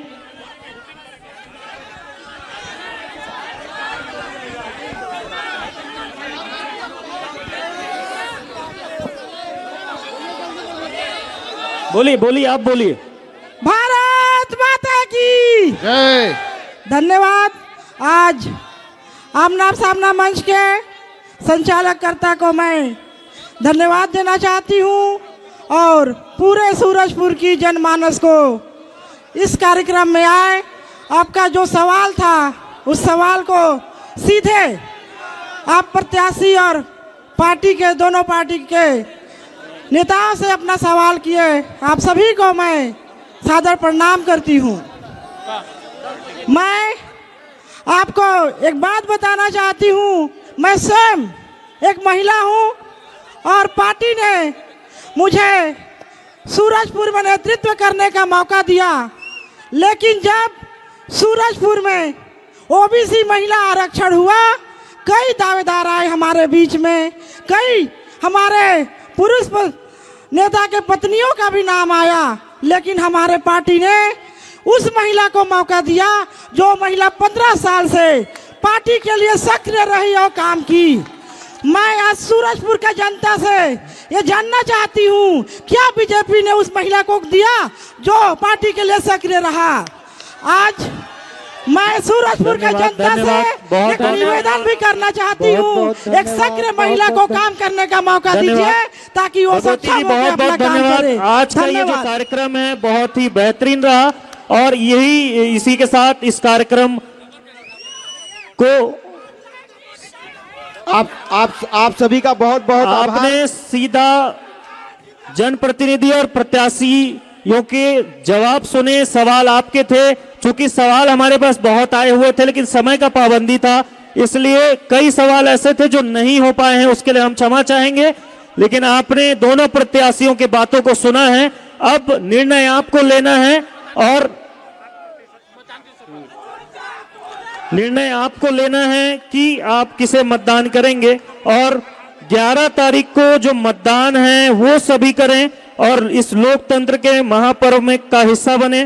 तो आइए एक शपथ हम लेते हैं, सभी शांत हो जाएं, सभी शांत हो जाएं, अपने अपने जगह पे खड़े हो जाएं। दोनों पार्टियों के जो लोग हैं उनसे हम एक शांत हो जाएं और हम शपथ लेते हैं। तो सभी कोई शपथ लेंगे और मेरे साथ दोहराएंगे। हम भारत के लोग यह शपथ लेते हैं कि हम भारत के यो लोग शपथ लेते हैं कि हम जाति, धर्म, मजहब और संप्रदाय से ऊपर उठकर हम जाति धर्म उठकर अपने वोट का प्रयोग करेंगे, अपने वोट का प्रयोग करेंगे और एक जिम्मेदार जनप्रतिनिधि का चुनाव करेंगे और एक जिम्मेदार जनप्रतिनिधि का चुनाव करेंगे। बहुत बहुत धन्यवाद। सभी से यह अपील होगी कि 11 तारीख को होने वाले मतदान में अधिक से अधिक संख्या में जाकर और अपने मत का प्रयोग करें। 2002 से चलता हुआ ये कार्यक्रम 2025 में भी शांतिपूर्ण तरीके से संपन्न हुआ। आपने सभी जनप्रतिनिधि और प्रत्याशियों की बातों को सुना और निर्णय अब आपको लेना है कि कौन विकास करेगा और कौन नहीं करेगा। तो इसलिए 11 तारीख को बिल्कुल इस बात को ध्यान में रखें कि सभी मतदान जरूर करें। धन्यवाद। सूरजपुर के सभी जनता का बहुत बहुत धन्यवाद कि आपने इतना समय दिया और इस कार्यक्रम को सफल बनाया। तो अब फिर पुनः मिलेंगे और आपके सवालों का जवाब निरंतर हम लेते रहेंगे। बहुत बहुत धन्यवाद। इस सफल आयोजन के लिए भाई समरोज, नितेश, पानो, दिलशाद, बाबू और स्वयं मैं इस सफल आयोजन के लिए और संचालन के लिए मैं पानू भाई और नितेश भाई को धन्यवाद करता हूं कि आज इस मंच में जबरदस्त संचालन किया।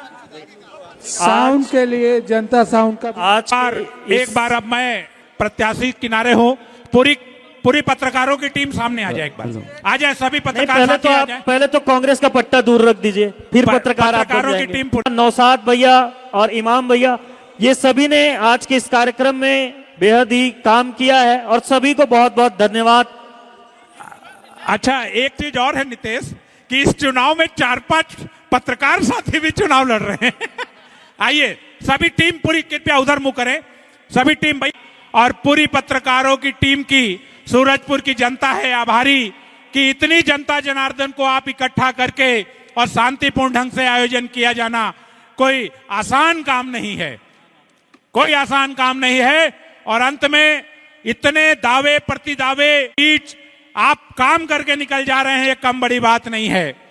क्योंकि मतभेदों में मतैक्य नहीं मिलता, गंतव्य को भटके हुए राही को गंतव्य नहीं मिलता और लगेगी बात लोगों को बुरी जरूर, क्योंकि आज के द्रोणाचार्य को एकलव्य नहीं मिलता, एकलव्य नहीं मिलता। हम लोगों ने आपस में लड़ा, हम लोगों ने आपस में विचार विमर्श किया और सारे पत्रकार साथियों का तारीख को मतदान में 11 तारीख को मतदान में बहुत सहायक होगा। आज की सारी सूरजपुर की जनता का बहुत बहुत आभार। आप सब ने आज इस आमने सामने मंच से भाजपा, कांग्रेस, निर्दलीय सभी प्रत्याशियों को सुना और आप सब उनके इस अपने अपने विवेक का इस्तेमाल करते हुए अपने मताधिकार का प्रयोग करेंगे। बहुत बहुत धन्यवाद।